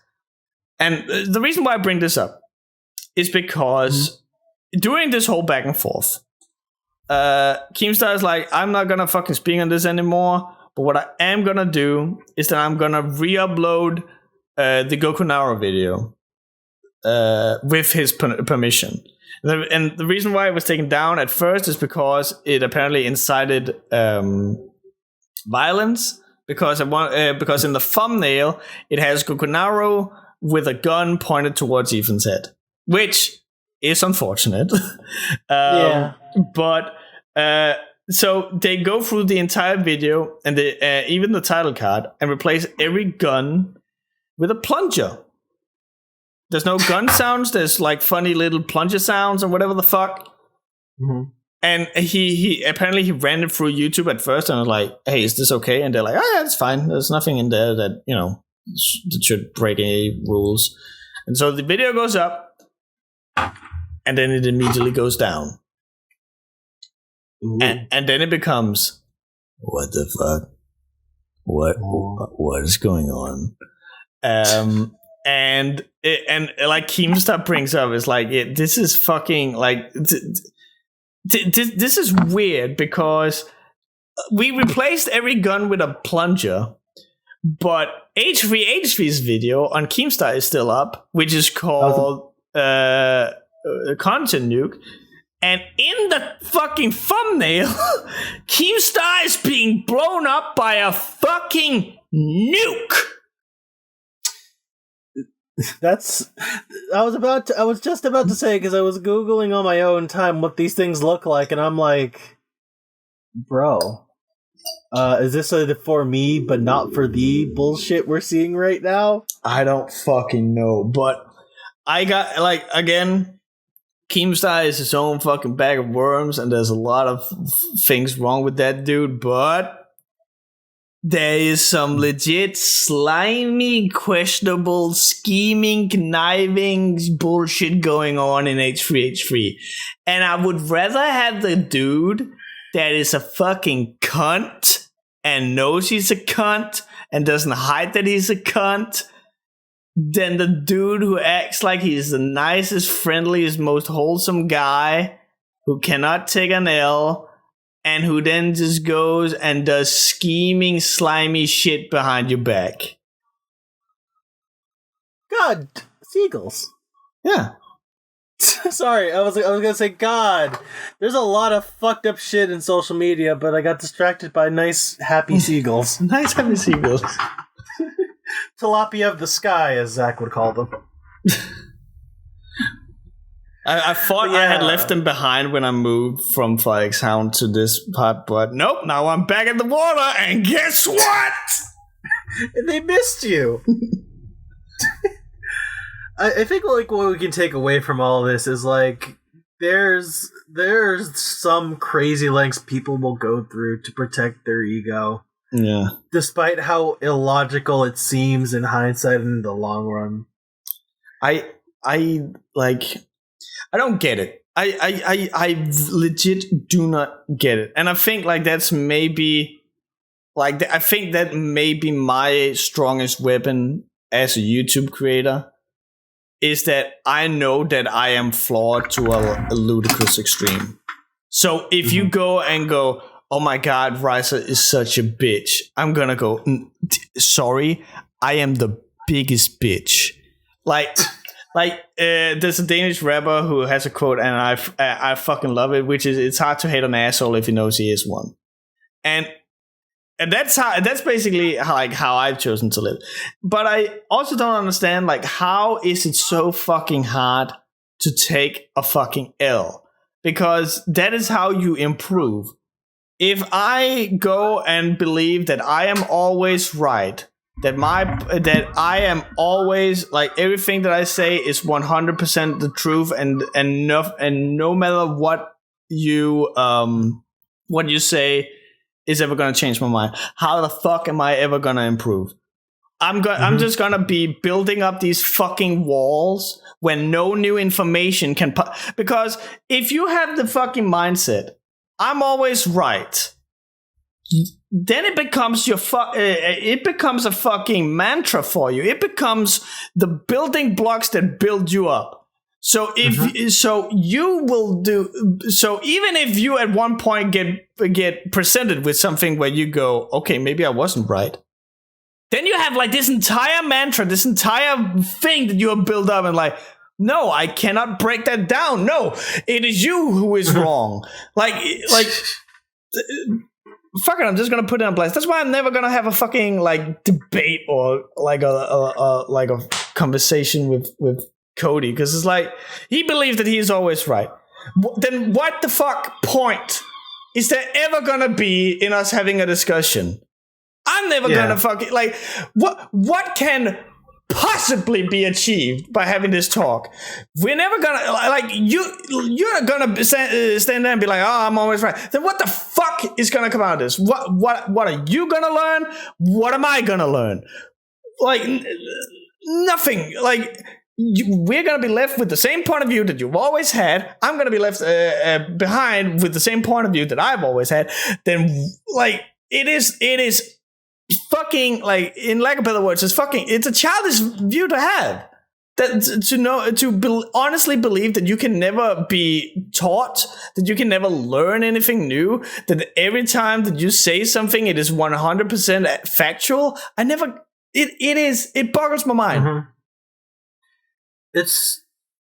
I see this a lot in like especially in like political circles on Twitter, where people will like fight each other on an ideological basis, where they want to where they believe like they have the moral standpoint. We have people on the left that they think, oh, I am morally superior. Like, you cannot argue with me because I am in the right. And then you have people on the right who are like, you are so off base. You are being a fucking hypocrite. You're not listening to my side. You're a fucking asshole. And then it's like this whole back and forth argument where they're both yelling at each other and they're both doing the exact same fucking thing. That's not a debate. No. But they keep arguing to debate each other. It's about, this is why I'm right, rather than what is the actual answer. Where's the commonality? There's like this whole thing where like you have people who love to debate, but they go into a debate thinking that I'm gonna totally school this fucking person. Yeah. It's like the Ben Shapiro bullshit, or like the I'm gonna refrain from naming names, but like there's just this mentality that's like stuck that's just entirely damning, where you just can't wait for them to fuck up because they can't take a fucking step back and be like, can I possibly be wrong? Yeah. Is there something here that I am not seeing or choose not to see? Like, I'm willing to debate you. If there was if I ever gave a shit about Tower of God, there's probably some things we missed about it that there's an appeal to it. Like, there's definitely a lot of things wrong with it. I'm not going to say that you were wrong in that review, but I feel like if someone sat you down and gave you like a good description of why they like it and why it's popular, I feel like you'd be able to take that. Oh yeah, absolutely. Like, like if you went down and said no, but actually you misunderstood this part, and that is very easy to do when like you read something that like as you go, the stuff that is in the beginning will sometimes like peter out, and so like because like you're taking in so much information that sometimes the stuff at the start is not gonna like matter. It's like not gonna matter. The example I love using is like Goku from the start is nowhere near, like, Goku himself is a flat character, but the story of Dragon Ball is different from the end of Dragon Ball Z or Dragon Ball Super. Just like in terms of like scope and like theme and like feeling, like things at the beginning is not going to be the same as the things at the end, but it's important to have everything be cohesive at the end of the day, you know? Yeah. I remember, like go on. Yeah. No, so it's like that's the thing with like Tower of God, at least the way I construed it, because I haven't seen the anime, I haven't read the manhwa, I have not. I'm willing to give it a fair shake, because that's the attitude I had with Homestuck, because I was like deathly curious over how something when you first reviewed was so fucky, but it got so popular, and that's what made me want to like not really debate you on it, but like tell you why I think that it's important it existed. Yeah, and I'm willing to talk about you for like forever. Yeah, and I definitely think that, again, that's one of the times where I've been like, you know what, I fucked up. What the like? I based my entire review off of a fucking comic off of the first chapter or two. Like, what the fuck? That is dumb. But that's, hey, guess what? I'm older and wiser. Like, But you were talking about Dragon Ball before, and I remember I had a like heated debate against someone because like I kept like donking on the whole thing about like how when 16 dies and that is enough to trigger Gohan into becoming like Super Saiyan 2. Yeah. And I remember like I don't recall who it was, but there was like someone who was going, no, but like he was 16 was his friend, or Gohan cared about him or something. And like, so I went back and actually read this because, you know, again, I live with the mindset I can probably be wrong because there's people who are like obsessed way more over certain things than I do. And so I'm like, let's check this out. And I go in and check it out. The literal only conversation that Gohan ever has with 16 is 16 going, I'm going to kill your fucking dad. I'm going to fucking murder him. My murder boner for your dad is frubby, veiny, and robot. This is gonna be my fucking hell flash. It's just gonna be me donking on your dad. That is so I still maintain that when like hey, the dude who legit says, hey, once this tournament with Cell is over, I'm gonna fucking like super dunk on your dad. When that dude dies, I think maybe it is a little overreaction to flip the fuck out to the point of reaching the Super Saiyan 2 or whatever I think it's Super Saiyan 2. To reach Super Saiyan 2 because your dad's potential murderer died. See, my favorite reaction to that whole thing, because like the abridged series does it like way better, because like the ones like 16's speech actually makes sense to like trigger Gohan, because he basically tells him to stop being a fucking bitch, which is great. But like in the context of the manga, it makes me laugh because it's basically like, I killed your dad and the guy who killed your dad died. That kind of implies that like, wait, no, you were supposed to kill my asshole of a dad who just spent a year beating me in the hyperbolic time chamber. Like, I gotta like wonder if Gohan actually cared about his father, but like that he didn't have father issues. Yeah, honestly, I'm gonna say like if you ever like Dragon Ball, like people make fun of the abridged series, but I honestly think is like a more enjoyable take than the original series sometimes. Because like it explores shit that you never would have expected. I feel that there is a very real possibility that a lot of the minor nitpicks that you can have, because like, oh, why did Gohan go Super Saiyan 2 when the robot died? That is like a fucking like. That is such a minor nitpick. Like, who actually fucking cares? The whole point is that he does it. Like how he gets there in fucking Dragon Ball. Like, who cares? I just want to see him do the cool Fire Sun Kamehameha. Like it is such a minor thing. So I'm pretty sure that there's some of this stuff that is just like lost in translation. Both because of like the spoken words, but a thing that you also sometimes gotta remember is that this is something that is written in Japanese in Japanese with the mindset of a Japanese person.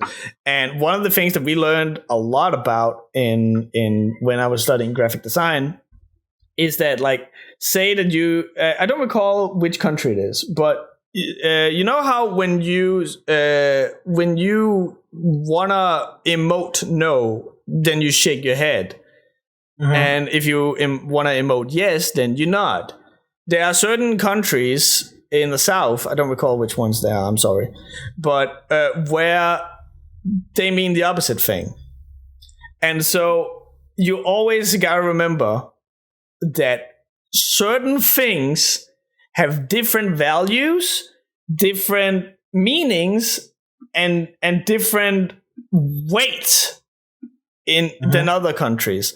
And that's why, like, I'm not gonna like go and flip out that an anime girl has the big titties, because even though like she's 16, because they put like that is them. I think it's a little weird, but I'm not gonna flip up because that's the fucking Japanese culture. That's just how it is. Who the fuck am I to fucking go and say anything about that? I mean, if you draw her getting raped or whatever, fuck, then we might have an issue. But like, yeah, like okay. There's a gun over there. Why don't you use it? Yeah. I remember the funniest thing. The thumb up is a slur in Turkey or something. There you fucking go. Yeah. But I remember like when this was brought up was so do you remember the whole Rurouni Kenshin scandal? Oh yeah, I know. That. So for those in the chat who don't remember, Rurouni Kenshin is a very famous, like one of the building stones of Japanese manga. If I'm not mistaken, it was one of my favorite like manga and anime growing up. It's a really good story, but So and the creator was found to have the child thing on his computer. And there was a lot from what I can understand, and there was apparently also found out that he had sold it or at least transferred it to other people as well. This dude got a smack on the wrist and 3-month ban off of making manga or something, and then he was right back at it. And I remember this because it came out somewhat at the same time as the game Judgment came out, which is we actually talked in the first episode, where the one of the actors got caught with 0.5 gram of cocaine on him. Yeah. That dude faced 4 years of jail time and was like, they were about to put that man in a cannon and fire him out of Japan.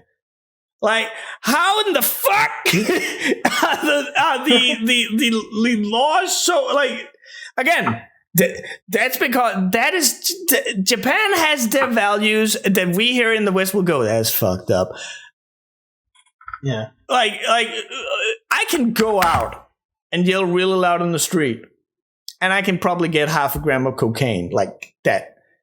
And if I have witnessed cops finding way more than 0.5 gram of cocaine on a person and be like, dude, just go fucking home. Like in here, it is nothing. We don't fucking care about it. But if you have like a picture of your younger cousin in a bikini, you better have like a fucking like book written about why you have that. Yeah. So that's just about like how different values are in Japan. And I think that when you read something like Dragon Ball, sure, for people like me, Gohan flipping out and going Super Saiyan 2 just because 16 gets his head crushed, that seems silly to me. But there is probably something in Japan with how much, like, oh, he was trying to do good, or the soul of the warrior, some fucking shit like that has like a massive value to them that is just simply lost when you bring it to the West. And and as I've grown older, I've found out like I still think it's silly, but at the same time, I have learned to, you know what? That's probably just a difference in culture. Yeah, it's not that big. And see, that's the good that can come out of admitting that, hey, maybe I wasn't fully informed. That's what it is at the end of the day. It's like, you gotta learn to take the L, and you just gotta learn to just take a step back and admit that you're wrong. It's okay to be like, I didn't know, or I was not informed, or I didn't get it. Yeah. And to just like meet at the middle. Like, I'm willing to like talk to anybody, but like never approach me as like, I want to debate you, because that just tells me you don't give a shit of what I actually have to say. Yeah, like hey, invite me on this podcast so I can debate you. You can go and fucking kick rocks. Hold on, excuse me. You wanna go to fucking? You wanna make make all the donations go to charity. Let me just put $400 on this charity you said you were gonna go to, and have all my fans do that instead of me going on your fucking podcast with the fucking typo on the thumbnail. Yeah. Let's us. Hey, like if you get enough L's, you can turn that into a W. This will only make sense if you're watching the video. But like I see it. I legit do not. I don't know what's so bad, so hard, and so wrong. I personally believe that if you at any point go, you know what? I fucked up. I've understood that now, and I'm ready to move on with my life. I personally think that if you are a person who can admit to your flaws like that and go forward with that, I personally believe that then your opinions later holds way more meaning. Because like that means that you are willing to admit, like, if you still have this opinion on something and you have proven that you're willing to correct yourself or whatever beforehand, then that just means that if you're still like sticking with your guns on this one, then there might actually be something about it, rather than if you're just constantly going, I'm always right, this is what I say. Then like, maybe that's just me. No, I agree with you. There is like a very specific case scenario where I feel a little petty, where like I don't feel like accepting it, but I can also recognize that it's me being petty. Oh, yeah, but it's also a very like I can't actually talk about it on the podcast. I'll tell you like after the screen goes off, like what that whole scenario is. Sure. But like I can generally attest that I'm willing to take your side more if you're willing to like admit you fucked up and admit you're doing wrong and you're making steps to do better, than if you have like a hate mob coming after you saying, "Oh no, you committed this crime 8 fucking years ago. You must be fucking hanged." Oh yeah, those people can fuck off. You know, those people are fucking cunts. I actually had like that talk in the Discord a few days ago where we were on about how someone figured that if you did something that could be construed as racist, then like that is like that could make you a racist. I feel like, because like, do you remember when H&M, they had this ad up with like the black kid in a shirt, and it says like the coolest monkey in the jungle or something like that. Yeah, that was very, very unfortunate. But here's the thing: like we actually brought it up in class because it was one of those things where, you know, like you have to like attack it from different angles and stuff. And so we started talking about it, and it's one of those things, like, because I think that people like always fail to like recognize is that this kid was there with his mom, and both the kid and the mom were like, yeah, this is fine. They didn't see anything wrong with it. And so the question then becomes, is the person who sees this and thinks this is racist because they had the racist thought in their mind, are they the racist? Or is it the people who did this and didn't know that what they were doing was actually racist? And so it kind of became like a springboard from that into what I sometimes have to go through as a creator, because I remember in the Killing Stalking video, I think you will remember it as well, I was called an ableist. Because I said, bro, if you listen, like if you hear voices in your head and you think that you have a fucking headmate or whatever the fuck it's called, you should probably go and get that checked.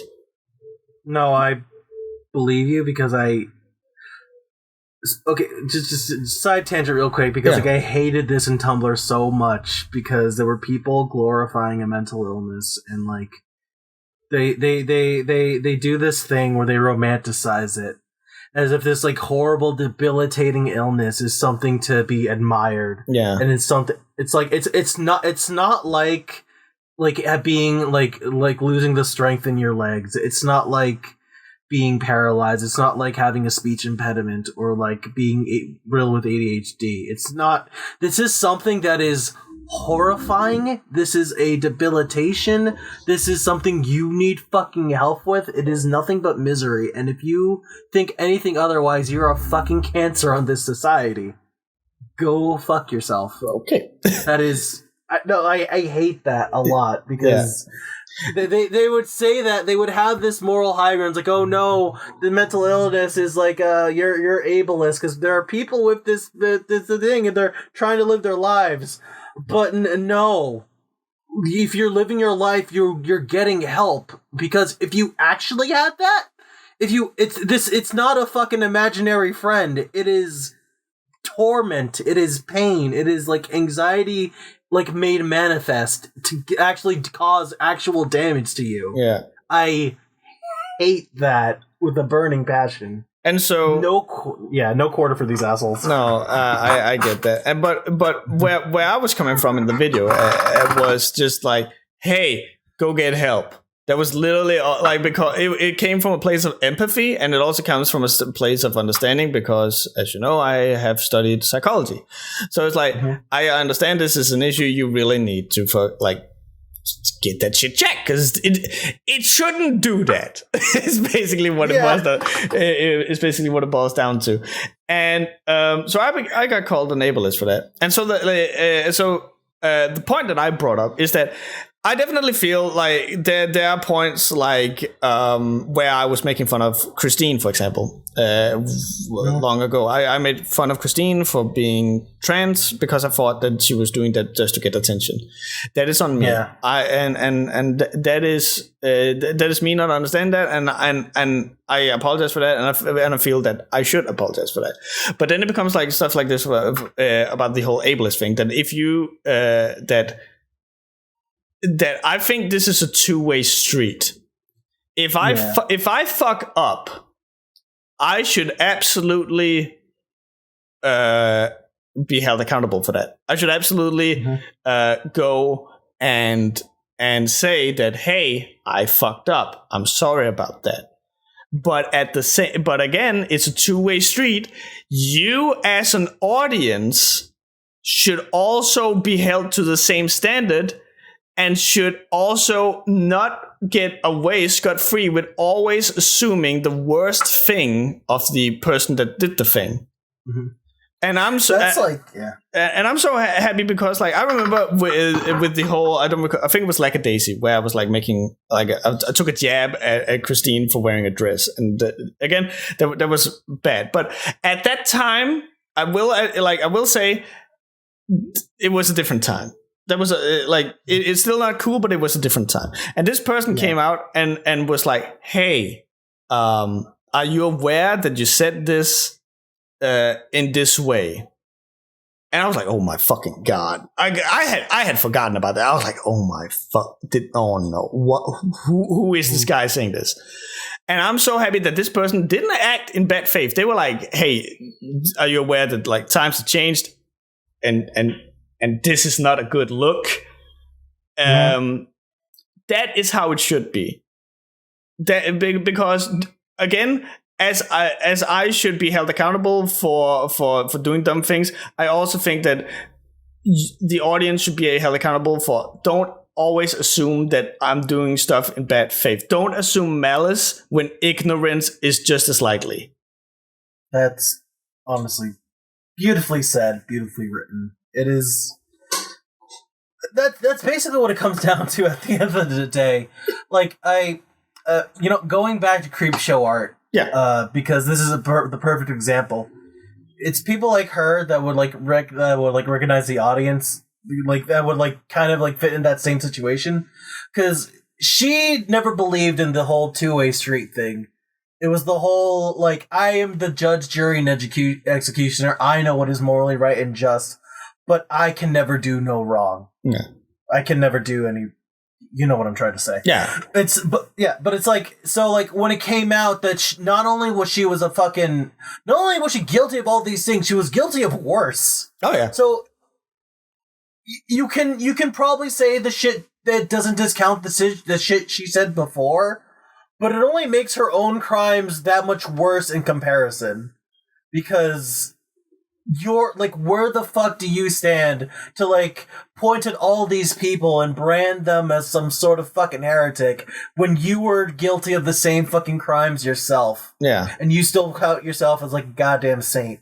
And I feel like there's way too many people with that mindset. And it all goes back to the whole, I can never be wrong. So when you do something horrible and you do it thinking you're genuinely better than everyone else and you're judging everyone else, you're kind of a fucking cunt. Yeah, I feel that it's kind of like how you forge a strong blade is that you bonk it when it's pointing in the wrong direction, and then you bonk it again, and then you bonk it again, and you keep fucking bonking this fucking piece of metal until it's sharp as death. Yeah. That is how a person is as well.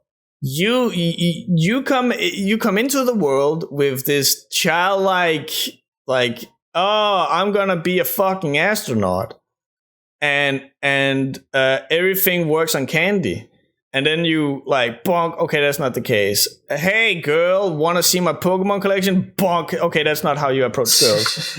Hey, I wonder if I should put this tinfoil covered Tupperware into the microwave. Bonk, you set the house on fire. like we have all these established notions about how the world works, and we keep getting bonked and bonked and bonked until we eventually kind of straighten out. And I feel like I have learned the most about just being an adult or being me is that just like, hey, this didn't work, or hey, this was wrong. Okay, then how do we fix it? By doing this. Okay, and then you don't know you're wrong unless you're being told that you're wrong. And if you refuse to believe that you're wrong, if you refuse to believe that there's even like an option, how the fuck are you gonna learn it the right way? Exactly. So that's my beautiful little analogy. I think like the best thing we can take away from this is like it's always best to be malleable when it comes to these kinds of like talks and debates. You never want to be so rigid where you don't listen to anyone's information, but you also don't want to hold yourself to such a high moral standard where you feel like you're better than everyone else because you're probably just as guilty.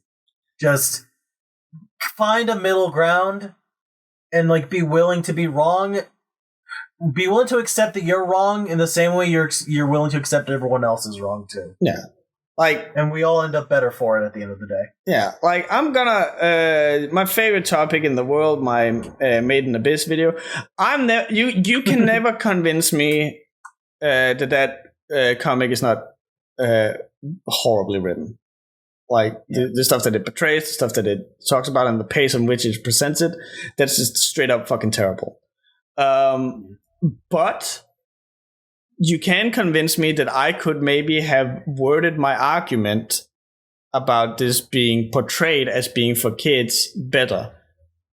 I personally still feel that I did fine, but I can see that that by the outpour of people who are like, you said this is for children and it's clear enough for children.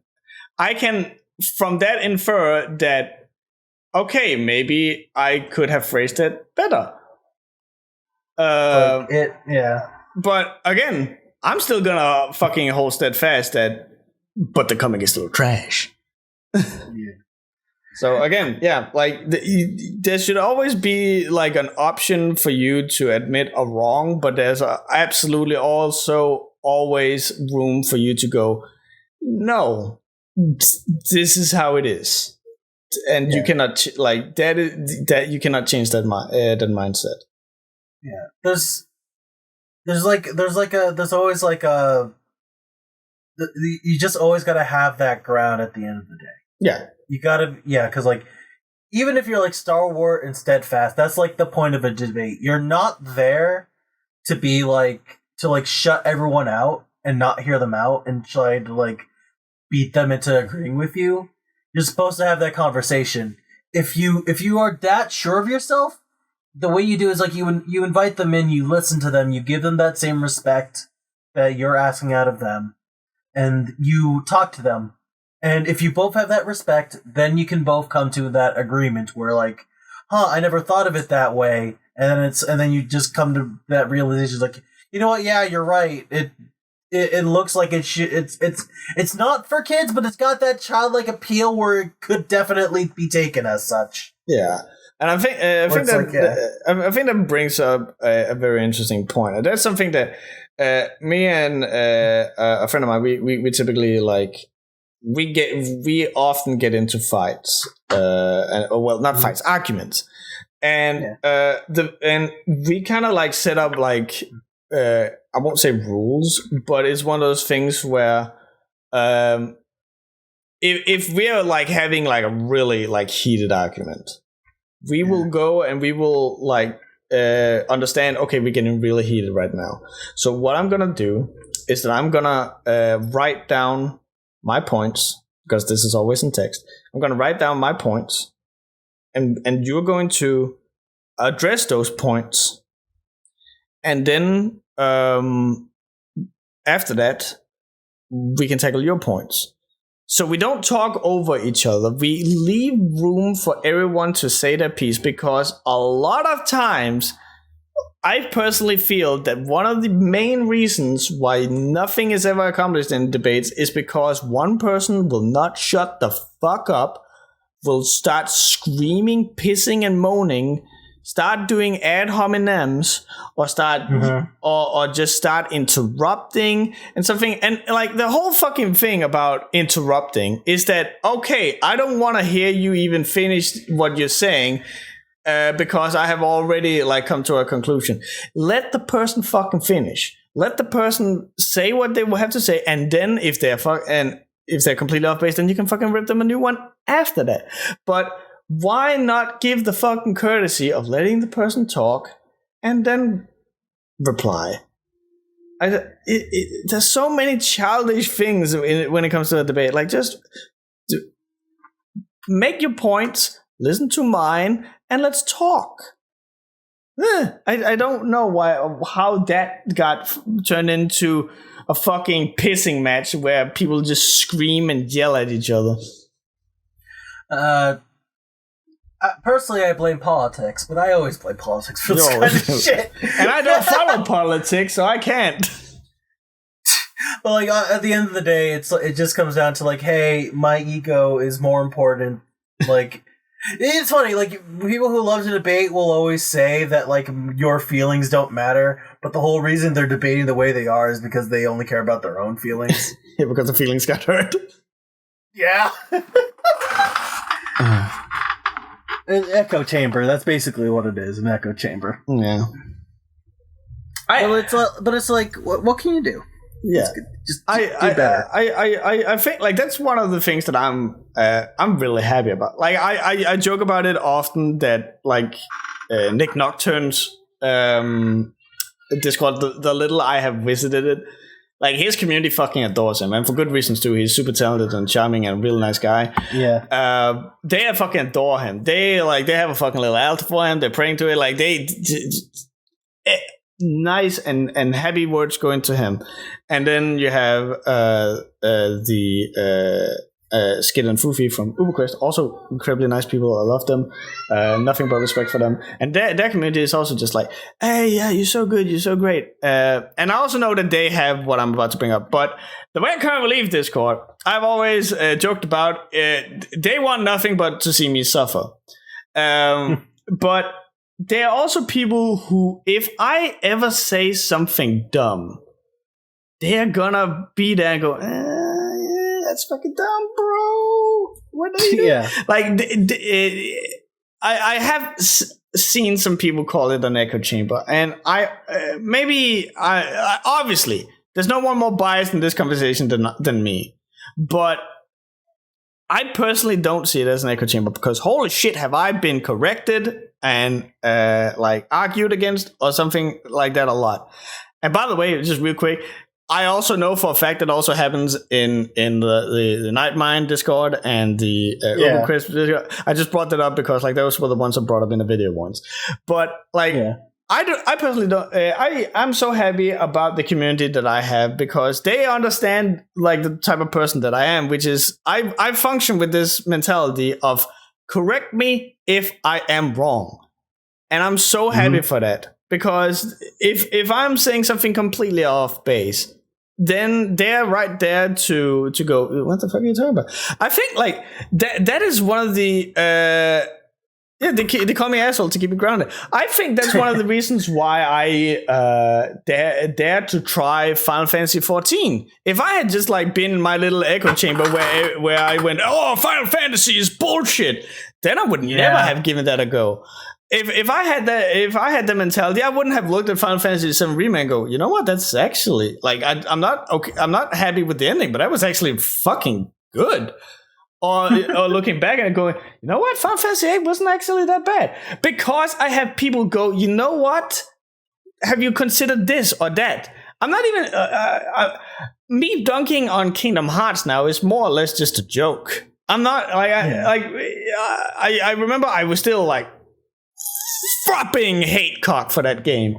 But as I grow older and as people start going, no, but I like it for this, and I go, huh, okay. And I feel that everyone could use people who dare correct people in their life. Yeah, that's sorry for interrupting. I just wanted to say as a mod for the server, and I definitely do have my own bias towards this, but I can definitely say you do have a lot of your own supporter users who will just who will raise you up whenever you feel down or just agree with you and but that's because they genuinely love the character who you are and the character you play and the content you provide. And that's fine. You deserve people like that. But I do genuinely know there are a lot of people in that server specifically either just to fight you, debate you, or to call you out when you're wrong. But they will also, at the same time, go to bat for you if somebody tries to talk shit about you at the same time. Oh, yeah. Which I find a lot of respect for. Yeah, that's seriously, I definitely agree. There are people who will, obviously just go, Lasse, the world is flat. They will agree with me with whatever I say because they want to support me. But I think there's nothing cooler than a person who will fucking put my ass in my place. Yeah. I don't know how to go. They will fucking sit me down and go, shut your fucking damn whore mouth, you're wrong. But at the same time will go, but you don't touch Lasse or I will cut you. There are people who because that's what it's about. Growth. in the end of the day, it's growth. And there's no hard feelings in that. Exactly. Because that's the most important fucking shit. Just having that understanding and that respect for somebody for the effort they put in to accept to be wrong and then finally be right, and then let's we all come to that simple understanding. Because I've even seen a couple of instances where some of the people who will debate you come out at the end of the day as oh, you know what, maybe I was wrong on this. Yeah. And that's, you love to see it. You love to fucking see it. Yeah, again, he kind of outed himself in the episode, but the person that we had the long talk about isekais with, he came out and was you know what? This whole talk about all the rules and stipulations for isekais, that is actually fucking dumb. I'm there we go. There we go. Yeah. No hard feelings. I'm glad we obviously it's a little there's a little bias because hey, I was right, but it's one of those things where I'm glad that we have now reached common ground. Yeah, so if you do seek out the comment, please do not bully him, do not harass him. No, he's a cool guy and I love him. Exactly. But like, yeah, end of the day, it's just like you got if you're ever gonna be able to debate, and like even if you're heated, just like take a step back and like, you know, find that common ground, because I guarantee you it'll be better for you in the long run if to admit you're wrong than to like fight somebody on your high horse. Yeah. And I think I have a good quote that we can end the stream with. Let's go. And I think that's probably also going to be the title. Respect me enough to kick my ass. Yeah. Yeah. Let's go. That's good. See you guys next time. Bye.